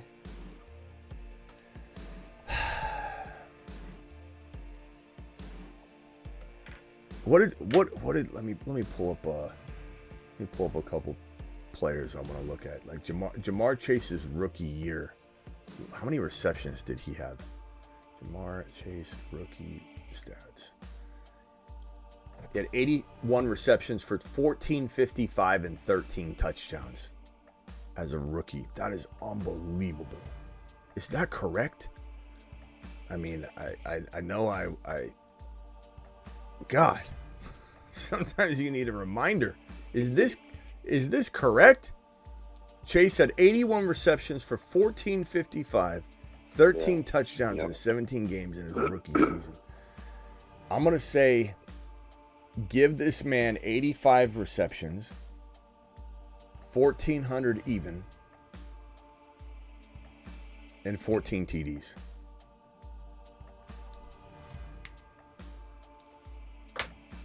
I think he beats Jamar Chase in 2 of the categories. If this is 80 receptions instead of 81, then maybe he does have 1460, whatever. I think he beats Jamar Chase in 2 of these categories. That's like my, I don't even want to say that's not my floor necessarily, but it's certainly not his ceiling either. Like he could have 15, 16, he could have 18 receiving touchdowns. This guy is more polished than any wide receiver that's come out of college. I was just going to say ever. Polished. Yeah. He's more polished than the guy right here, Jamar Chase, that did this. 81, 1455, and 13 touchdowns. MHJ is absolutely going to the moon. So, if I might have done the math wrong, so I'd have to double check it. But I believe if I did the math right on Kyler, it would have put him as if he hits those numbers, he's either the QB 3 or 4 in the Marchman League last year. I think if I did it right. If he does this, 41, 27, 650, and 4. These numbers right here. Yeah, so. These numbers would easily put him as a top 5 to 6 right. QB. Based on the fact that I think Mahomes has a big year, Hurts has a huge year, Josh Allen has a huge year, AR5, JD5. Like, I think there's going to be some big scores. So this will be a big QB scoring year. Mark my words, there will be people that will circle back and say, Smitty, you were right on this one. Early QB was the way to go in 2024. Not saying you have to take Josh Allen in 2. I'm just saying that people that say going Jalen Hurts in 4.1 or going Mahomes at 4.5 or Mahomes or Hurts in a non-best ball might go in the 3-5, 3-6 territory, whatever, 3-4. I'm taking him in the 3rd round. Mahomes, Hurts, or Josh Allen in round 3. Any one of those 3 guys, home run. AR5 in round 5, in a non-best ball, round 6 in a best ball, home run. Everyone's going to wish they didn't wait on quarterbacks in round 10, round 9, round 12. People that start Matthew Stafford are going to, or a Goff are going to wish they didn't, even though those are good quarterbacks. We're talking about massive amounts of points, and early quarterback will rule. Why? Because of the player you're taking later. The depth in fantasy this year is so deep. Where those quarterbacks are going, I can smash that pick. I can take a Jonathan Brooks. I can take a Najee Harris. I can take a Trey Benson. I can take a Christian Watson. I will draft a great player where quarterbacks are going. So why not draft the quarterback where people are taking the non-quarterbacks that are in that territory of Higgins and DJ Moore and Keenan Allen? And no, thank you. No, thank you. Give me the elite quarterback. Again, people, not last year because so many quarterbacks got hurt. The year prior, people came back and said, Smitty, you're right. I'm never not drafting an early quarterback again. This early quarterback, round 3. I am never going down that road again. I played musical chairs at quarterback all year. It was the most stressful thing in the world. I love knowing that I don't have to worry about my quarterback. I got Josh Allen. He's going to outscore anybody. Josh Allen at the 3.1 is a smash. The 2-3 turn, I know there's later quarterbacks. I love JD5 later. I love that. But Josh Allen, you get carried by him weekly. He's the top scoring quarterback and overall player in fantasy. I do believe Jalen Hurts could rival him. I do believe Mahomes could rival him. So I do love those values a little bit more. But if anybody's sitting there at 3.1 and they don't like the wide receivers, they don't want to force a Neighbors, or they don't want to force a DJ Moore, or some player that someone's saying you got to take a wide receiver. If you don't like who fell to you, if Achan's gone, if Kyron's gone, you don't want to take a gamble on anybody, take Josh Allen. You are not making a mistake taking Josh Allen if you're not happy with the players available at 3.1. Don't listen to anybody. Don't listen to anybody. That's a great point, because you want to draft the best team with the best players, but you also factor in risk on players, and there's very little risk with these early quarterbacks. And then when you compare it to the players, like you said, a Keenan Allen or a Neighbors, the risk built into those players are crazy, to the point where a receiver you're going to get three rounds later may have even less risk. They may not be as purely talented, but the level of risk you're taking by doing it the other way goes through the roof. Yeah. Anybody else have a call or a question? Call in. Phone lines are open. Call into the show. Call into the show. Yeah, I love this quarterback debate. I think I need to make we need to do a QB. I need to do a QB show, I think. I do it every year, and I talk about it a lot, but I think I need its own standalone show that says anybody that tells you not to take a QB early is absolutely out of their mind. Doesn't mean you have to. Doesn't mean I always do. It just comes down to who's there. You know, like I'm probably never taking Josh Allen over Achan or Kyron. So there's your barometer. You know, your take your temperature of where Smitty takes Josh Allen or whatever.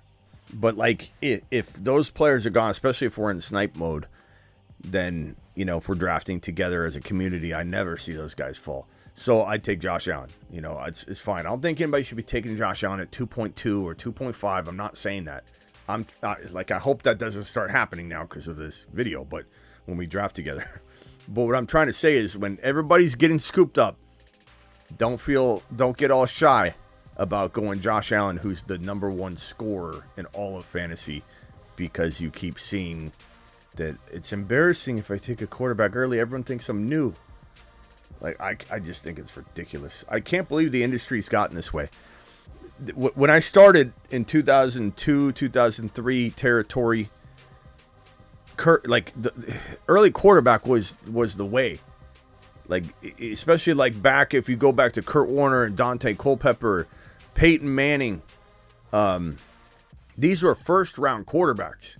They went in the first round because they were absolute locks to carry you week in and week out. Then the industry took a really crazy sharp turn of wait on a quarterback because there's so many of them. And there's some rhyme and reason to that. It's all case by case. That's why you're not going to hear me say always take Josh Allen or always take Mahomes or Hurts. You got to take the best player available. It just happens to be sometimes those quarterbacks, a lot of times those quarterbacks, when things go a certain way. But for some reason, everybody kept going down this road over and over and over. And yeah, there's some data to back up that if you wait and you land Dak last year, you smash. But we're still giving that advice too. I'm still telling you to go get JD5. I'm still telling you to draft AR5. I'm still telling you to draft Cousins and Penix Jr. and have this combination, or whatever. If you want to go last year, Love. Yeah, Jordan Love. Last year. Love was there's really no channel, no content creator that was higher on Jordan Love than I was. There's room for this. There's room for everything. But when push comes to shove and you're sitting there looking at Neighbors at 3.1 in a redraft, or Higgins or DJ Moore or somebody like that, go Josh Allen. That is the league where you don't have to worry about a quarterback. Now you're going to go digging for a wide receiver in a different way. It's so simple. It's all best player available. Okay, what is your take on Jonathan Brooks? I love Jonathan Brooks. I like Benson more. But doesn't mean Benson has the opportunity that Brooks has right out of the gate. So maybe you're waiting on Benson. Benson's a little riskier. Benson's in a better offense. Benson's in a better situation once he's starting. Connor's 29 years old. Big injury risk. Big injury history. Was horrible a majority of the year. But Kyler wasn't in the game, to be fair. So it was a tough offense to run in and navigate. But he did have some good momentum and finished really good coming out of 2023. So Connor does come in with some momentum, but I would bet on Benson, this future, star running back that they drafted to be their workhorse. I just see him getting in there and being very productive. So the safe call is Jonathan Brooks over Benson. Jonathan Brooks is going to be he's going to help make the offense better, but it's still going to be, he's going to be limited to a degree. Like if you took Jonathan Brooks and put him on the Cardinals and he was starting, he'd have a much better season. So he's going to have to make a lot of it his own, his own way. He's going to have to create his spots and hit some stats totals that are going to be harder for him to hit than Benson. But I mean, the situation is still good in the terms of it being, his backfield. They drafted him to be the guy. They'll ease him in a little bit. So expect like a kind of a unleashing, as week 1, week 2, week 3, then by like week 5, he should be getting the majority of the work. But I do like Benson a little more. And in that, you got to ask yourself, is Jonathan Brooks going to be usable in week 1? It's going to be kind of like a risky play. It depends how you built your team. Maybe your flex, he could be your flex, but Benson's not playable until he gets in there. So like at the end of the day, there is a scenario where Benson and Jonathan Brooks are both firing off on all cylinders at the same time. So Benson just looks riskier, but maybe he's not. Right. Like I would say I have confidence that, by the end of the year, maybe even the middle of the year, but for sure by the end of the year, Benson and Brooks have a very good chance to be being ranked as weekly top 10 running backs, top 12 running backs. But it might not happen right away, like you were saying. You have to have another plan in place for the beginning of the year. Yeah, definitely. Gifted. D-Town had a... Oh, go ahead, sorry. Remind me about that 1 second. Let me get to these celebratory messages. I appreciate you, Smitty, and everything you do. Thank you, Chris. Appreciate you. Kenny Powers in the building. 12-month membership. Join the Patreon and win a spot in the official Dynasty League. He is not lying. Let me give you the link for the Patreon, guys. I'll pin it in the live chat. But the Patreon is popping. It's basically, what is the Patreon? The Patreon is content, which I promise everybody I will get some more content up tonight that's locked down to Patreon members only. But join the Patreon. There's the link right there. The Patreon is essentially a live chat group with some exclusive content. So the app looks like this. There's 10 live chats: best ball chat, general chat, dynasty chat, rookie chat, a Superflex chat, and then there's a live game day lounge chat where we're all going to be piled in there during games, whether it's a Monday night game, a Sunday night game, Thursday game, occasional Friday game, Christmas game, whatever the case may be. You'll have a family in a live chat environment during any game, just sitting there talking the entire time. It's the best way to extend the kind of conversations you have in the live chat on the YouTube channel into a community. And it's the same faces, same people. And so it's not like you're going into some room and you don't know anybody. It's like, oh my God, you're here. Everybody's here. And so it's $10 per month. It weeds out some of the trolls. And then there's also lockdown exclusive content. And the first 200 members get into a 242-man league. We'll draft in August on a Saturday. Unfortunately, I can't account for anybody's schedule. It's just going to be a certain day. And if you can't make it, then you can pre-rank and draft that way. But there'll be 11 teams of 22. That means every round will have 22 picks. It'll be 8 rounds deep. You're drafting, it's best ball, but it's on sleeper. It's not on underdog. So it's not an underdog best ball thing. It's a sleeper best ball. And so anybody can play it. And it's going to be 1 QB, 1 running back, 1 wide receiver, 1 tight end, and 4 bench spots. No restriction on who you draft in your bench. You just do what you think is right. Quarterbacks will fly off the board in a similar fashion as Superflex because it's 22 picks in each round. So you don't really know if you're going to end up with a 22nd starting quarterback in the league or how's that's going to look. And you just got to pick your strategy. I don't have experience in this format either, so everybody's going to kind of just be taking stabs at it. So 11 teams of 22 people. The winner of each of the 11 leagues will go into, if they keep their Patreon account active the entire time. If you don't, you won't qualify if you win one of the leagues to get into the Dynasty League, but you won't get kicked out of the league. Like if you left 2 months in and you couldn't afford the $10 a month or whatever, no one's going to be like, kick them out of the league.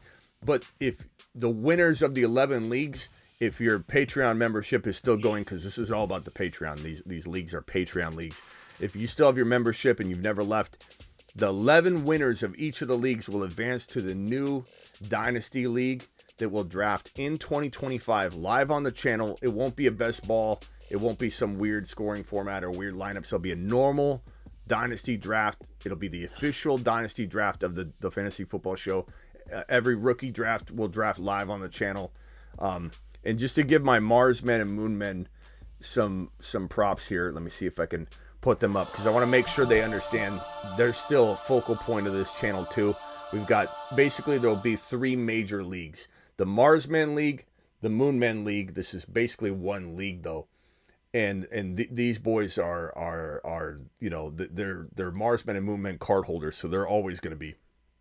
And then the one Dynasty League. So this is redraft, and then the one Dynasty League. Those will be like the 3 main leagues, drafts for the channel, and leagues for the channel. So yeah, the good thing about the Dynasty League, if I can just say quick, is that because it's going to be wild because it's such a crazy format, but because it's like that, nobody has an advantage going in. Everyone's got an equal shot to make the redraft league. Yeah. So, yeah.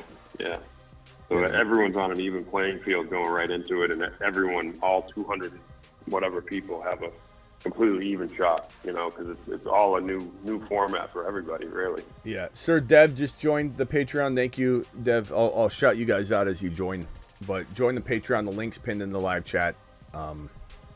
Here's the link one more time. Join the Patreon. But the Dynasty League will be the Dynasty League will be normal. It'll be a normal league. It won't be weird best ball. It won't be weird lineup format or anything. It'll be like a 1 QB. Well, I haven't decided if it'll be a Superflex Dynasty or 1 QB Dynasty, but it'll be a normal league. I think it'd be kind of fun to do. What we could do, this is an idea I have. We could do 1 Dynasty, 1 QB league, and 1 Dynasty Superflex league. The Superflex one would probably go first. The non-Superflex I would create in some other contest. So there would be, essentially, there'd be 2 redraft leagues, the Marsmen and Moonmen leagues, which nobody can really get in to these leagues unless somebody falls out. So there's a redraft. Mm-hmm. And then the 242-man league, this year will be for either Dynasty or it'll be a Dynasty Superflex or a Dynasty non-Superflex. And then the next year we'll do it again for the opposite. That way there's 2 Dynasty leagues, 2 redraft leagues that are main leagues for the channel. So that's probably what I'll do. That way next year we don't have anything like this to fight for. We will. So that'll be fun. And how we give away those spots will be different because we'll have a bunch of Patreons, but you'll have to be in the Patreon to get a shot, you know. Just to clarify, there, just so people know, there are still spots, and if they join Patreon, they're still qualifying for this league. Absolutely. Right? Because Harvest and Sir Devious were both asking. So yeah, and I just wanted to make sure and clarify. Yeah, yeah. Harvest, if you're on the Patreon, which I believe you are, you and Devious, you just joined. I would say like you have until. I wouldn't risk it and say the whole weekend, but you probably are going to be safe. It depends on the rush. I can't guarantee it, but you certainly will be good if you join tonight or tomorrow night. So if I were you, I'd join. And for anybody that hasn't gotten your invite yet, it's a big process for me to go through it. So I've invited the first 3 leagues of the 11, and then I'm going to go to the next batch. So like, don't be surprised if you haven't gotten your email yet. Easy had a interesting trade question for Dynasty. I guess he said he does have a young team, and he got offered. He would be giving, I think he'd be trading Neighbors for Tyreek Hill and a 25 first-round pick, 2025 first-rounder. I would take Tyreek Hill and a 25 first-rounder. I mean, if you told me it was the last pick. Welcome, Matthew, into the Patreon. Matthew H. Appreciate you, my guy. Sir, Devos and Matthew were the most recent 2. So I'll keep shouting you guys out. Yeah, Easy said he's rebuilding. He could trade. He could even then trade Hill for something else. Although I don't know. I guess it's tough. Yeah, I would rather have Marvin Harrison Jr. You know, like. Yeah, really. But if you've got. Could he flip Hill in a first for Marvin Harrison Jr.? Or could he trade Neighbors and something for Marvin Harrison Jr.? I don't know. I think you own Marvin and you think he's worth a pot of gold. I don't know. It'd be hard to imagine. I would think so. I'd say like 1 out of 100 people would even trade him no matter what I just think that's the other weird thing too about fantasy is like you'll notice that once a draft selection's made, the person that made the selection is far less likely to trade that player than they were the pick right before they pick the player. Like it's a weird like investment feeling. It's like some psychological like you planted your seed, you know, and you're just like you draft Mahomes. Now you're not trading Mahomes. If you were on the clock and you didn't know if you wanted to draft him, comfort thing. Yeah. So, all right, Travis. I'll be back tonight. Yeah. The other thing, real quick, just D-Town asked. He was wondering about Allen in the Bills offense without Diggs with Brady. He was saying he doesn't know if Allen can be the QB1 this year, and I just thought if you give 30 seconds on that situation. Yeah, I can definitely. I think this is a little ways up. Yeah, and no offense to the question. I don't want you to take this the wrong. Who was that asked that? D-Town. I thought it was a good question just because Diggs is gone, and it's a different pieces coming in. And it's a great question, but like, let me just debunk that whole ridiculous notion because people they're wild with this, and I don't blame D-Town or anybody from hearing it and just not, Look, I'm not saying anybody watching right now doesn't have knowledge or whatever or time. But one of the reasons you're watching this channel is you're trying to consolidate your time. You're trying to consume and make decisions. So I understand that a lot of people aren't digging into things. They're coming to this channel for that reason. And there are people that dig into it as much as anybody. So I'm not saying that. But for people that are hearing this over and over, just for anybody watching that I'm going to debunk this for you right now. This whole notion that Josh Allen's going to go down in value because Diggs is gone is ridiculous. Look at Josh Allen here. First of all, most consistent quarterback in fantasy. Him and Hurts were just out of control in the top top 6, top 5 over and over and over. He was QB 20 in week 1, QB 7, QB 8, QB 1, QB 2, QB 13, QB 4, QB 2, QB 4, QB 15. Diggs dropped off, if I remember correctly. I don't need to necessarily pin it down, but it was somewhere around week 9, 10. So all of a sudden, he's QB 5, QB 1, QB 9, QB 17, QB 2, QB 6, QB 4. There's no difference. Playoffs, obviously, there's less teams, but QB 1, QB 2. He was as good as he was, if not, you could almost even argue, I don't know if I would say better, because he had a lot of QB 2s, 4s, and 1s and 2s in there, but he was top 6, 1, 2, 3, 4, 5, 6 times. He was top 6 and 5 times top 5 from weeks 9 on. Diggs had no relation to it. Diggs was garbage from mid-season on.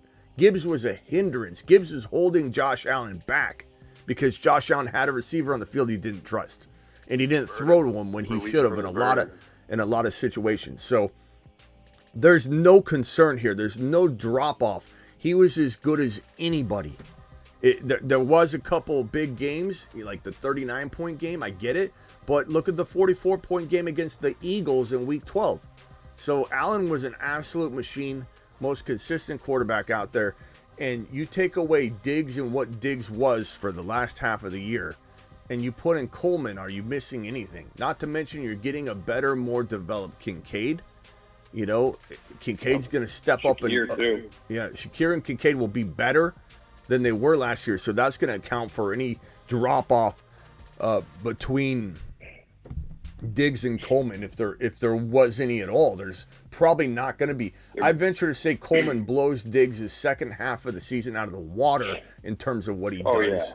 Yeah. Now, could he do what Diggs did in the first half of the year? No. Diggs was like a top 1, 2, or 3 overall wide receiver in weeks 1 through, I want to say 7. I forget the exact date he dropped off. But Diggs was on fire.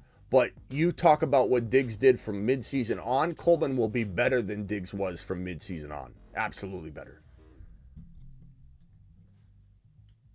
Yeah, and I remember you making this point before about how there were times down the stretch where he didn't make certain throws because it was worried about throwing to Diggs, or he'd see Diggs out of the corner of his eye, and then finally that last play he got a bunch of crap for because he didn't throw to Diggs, who happened to be open, and he went to someone else. But it's almost like he got released of this burden that Diggs had become. You know? That playoff loss. Diggs can't be good again this year or something, but it was such a weight on the team at the end of the year. Yeah, that playoff loss to that final play when Josh Allen dropped back, Diggs was running I want to say it was a 10 or 15 yard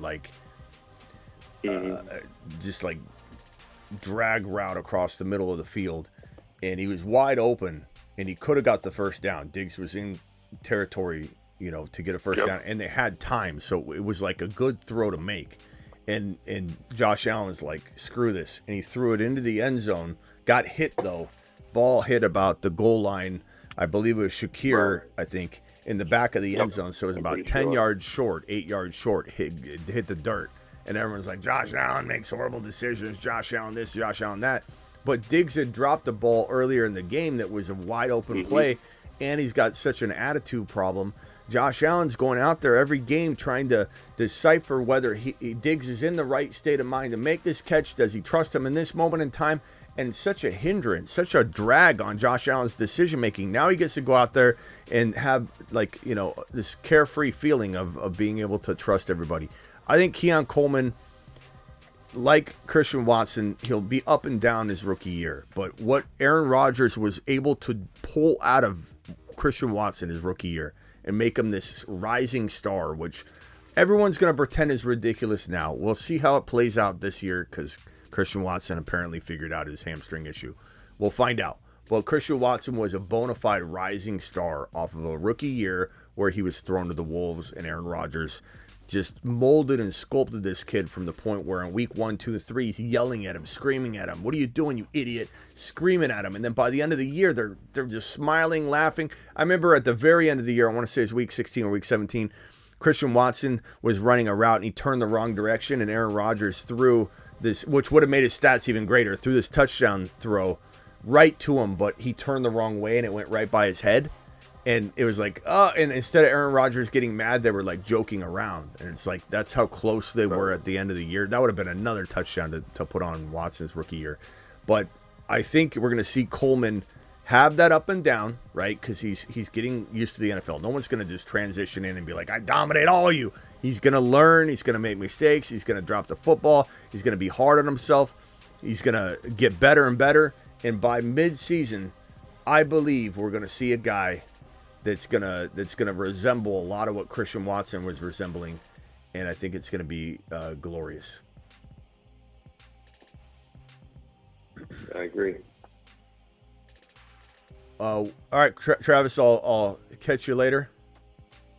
Yep, appreciate it, Smitty. All right, later, bro. Yeah, later. Bye. Thanks for modding. Mods in the house. Appreciate all my mods.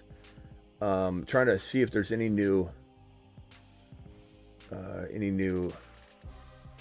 Looks like did Brandon Aiyuk post something? Hold on one second. Let me see if there's anything out there. I gotta pull it up. I got a message from somebody. I don't know if it's true or not, but let me just pull it up to see if he's not traded or anything like that. But like, is he posting on his Instagram? Is he trying to create some sort of drama or what's going on? No, his Instagram is blanked out, or in terms of his stories. He's still flying around. Let me see if there's any other posts at all. Nothing. He's been quiet. And JD5, I keep checking JD5's Instagram as well to see if he's posting anything. They're both quiet, which is weird because they're both posting together or they're both quiet together. So I don't know what's going on. There's definitely a possibility this thing did die, this trade idea, and the reports are true.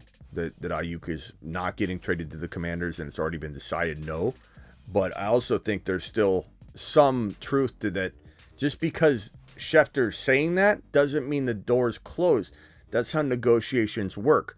Oh, no, we won't do that. And they walk away from the table, right? It's not like if the trade didn't get done, they're not going to call one party's not going to call the other party back or counter later or something like that. So hang tight. Not to mention, I think Aiyuk's still going to put up a little bit of a fight. He may show up and just say, I'm playing my 5th-year option. I'm going to go to Washington on my own terms next year. But they can franchise tag him at the end of the year or at the end of the offseason or at the end of the season into the offseason. They can franchise tag him. But will the Niners want to franchise tag a player like Aiyuk that's going to cost? The tag for the wide receiver after Lamb and Chase get their deal will be somewhere around the tune of a $28 to $30 million franchise tag for the wide receiver. And will the Niners be able to play chicken with that tag and trade situation in conjunction with signing Brock Purdy? Because what if no team comes a calling and they don't want to franchise tag and trade him? What if he has a bad year? Like, there's all kinds of reasons why the Niners will say now, we're going to trade him now so we don't have to deal with that in the offseason. Not to mention he doesn't want to be here. And as much as we won't let players dictate where they're going and what they're doing, we don't want someone here that doesn't want to be here. Ricky Pearsall wants to be here, and we drafted him in round 1, and he's working like a monster. Let's put him in the lineup. So there's all kinds of ways this can still go. Don't believe your local Niner coverage, because that is going to be very skewed in as positive way as possible. So we'll have to see what happens. But appreciate you all. I'll be back tonight. We're live whenever news breaks here on the channel.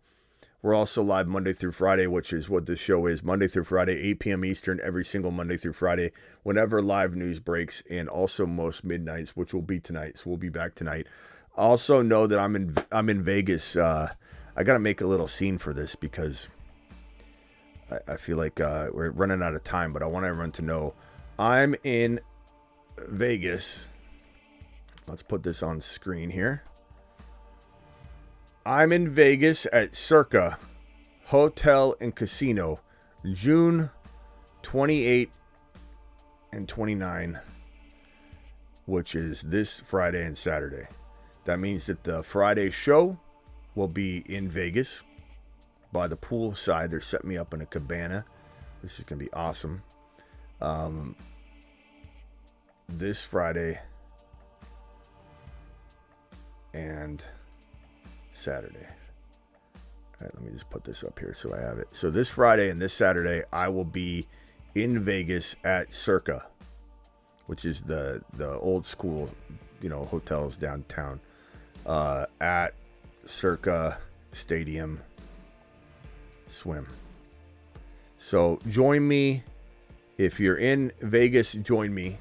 If you're not in Vegas, many people are venturing down that way.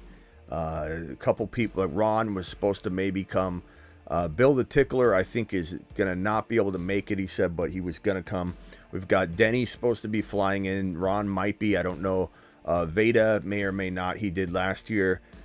Andrew might be coming, one of the Andrews here on the channel. One of the many Andrews on the channel. I always mix them all up. I never remember which one is which. We've got several people coming in.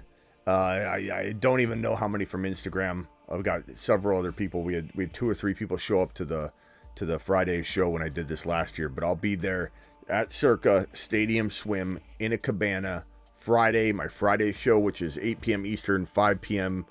both Arizona time and Vegas time. So 5 p.m.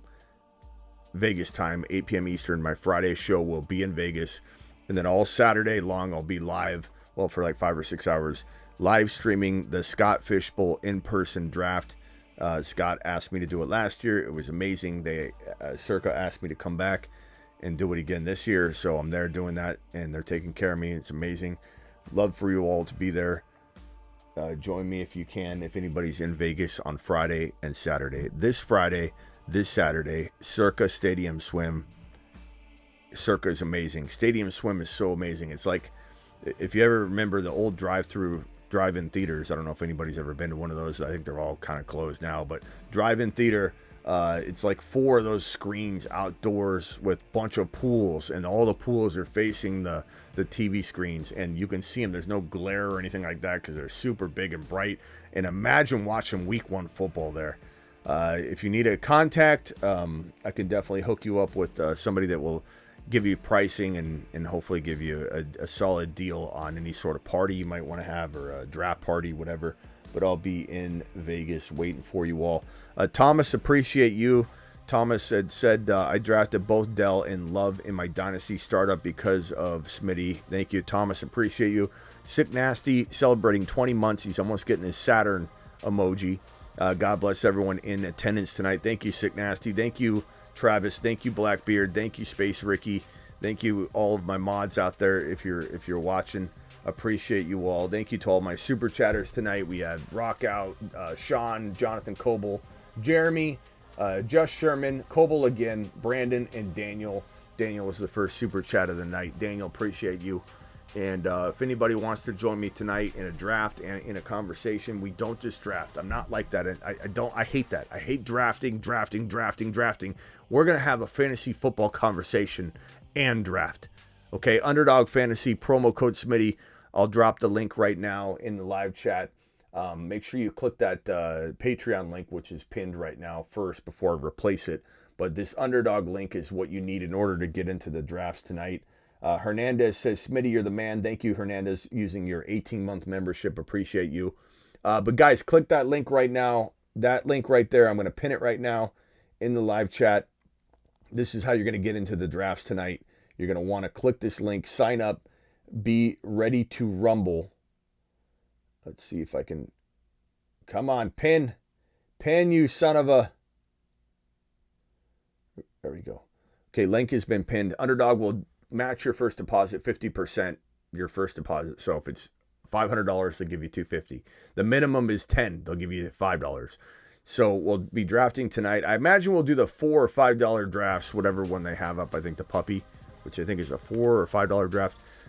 We'll jump into a puppy potentially tonight. In order to get in, you want to click that link, which has been pinned. It's in the description of the video. If you're watching a replay, download the Underdog app using the link. It inserts code Smitty for you. If you download the app without the link, just enter code Smitty. Smitty! When it says, how did you hear about us? That'll give you the bonus pick. You'll get a bonus pick in your account, a special pick. You'll get that match and everything, and it's the best way to sign up for Underdog. and we'll be drafting tonight. I'll see you all later. Appreciate you. Once upon a time, Trey McBride saw two quarterbacks cross streams. There are 2 5s? They're gonna cross streams.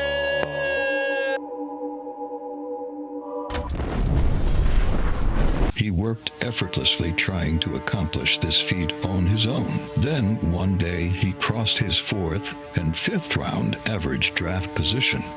And then, this occurred.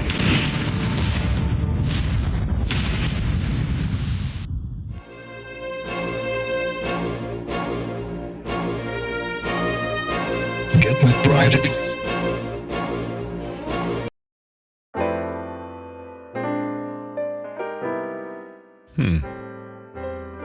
Hi. What would you like? Footballs, please. Lots of footballs, please. Coming up.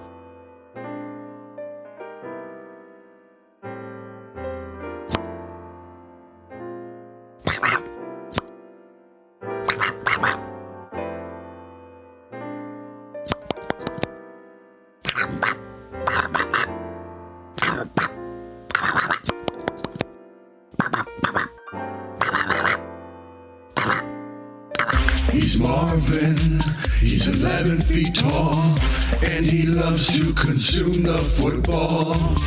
He's Kyler, he's 4 feet tall, but starving Marvin will answer the call.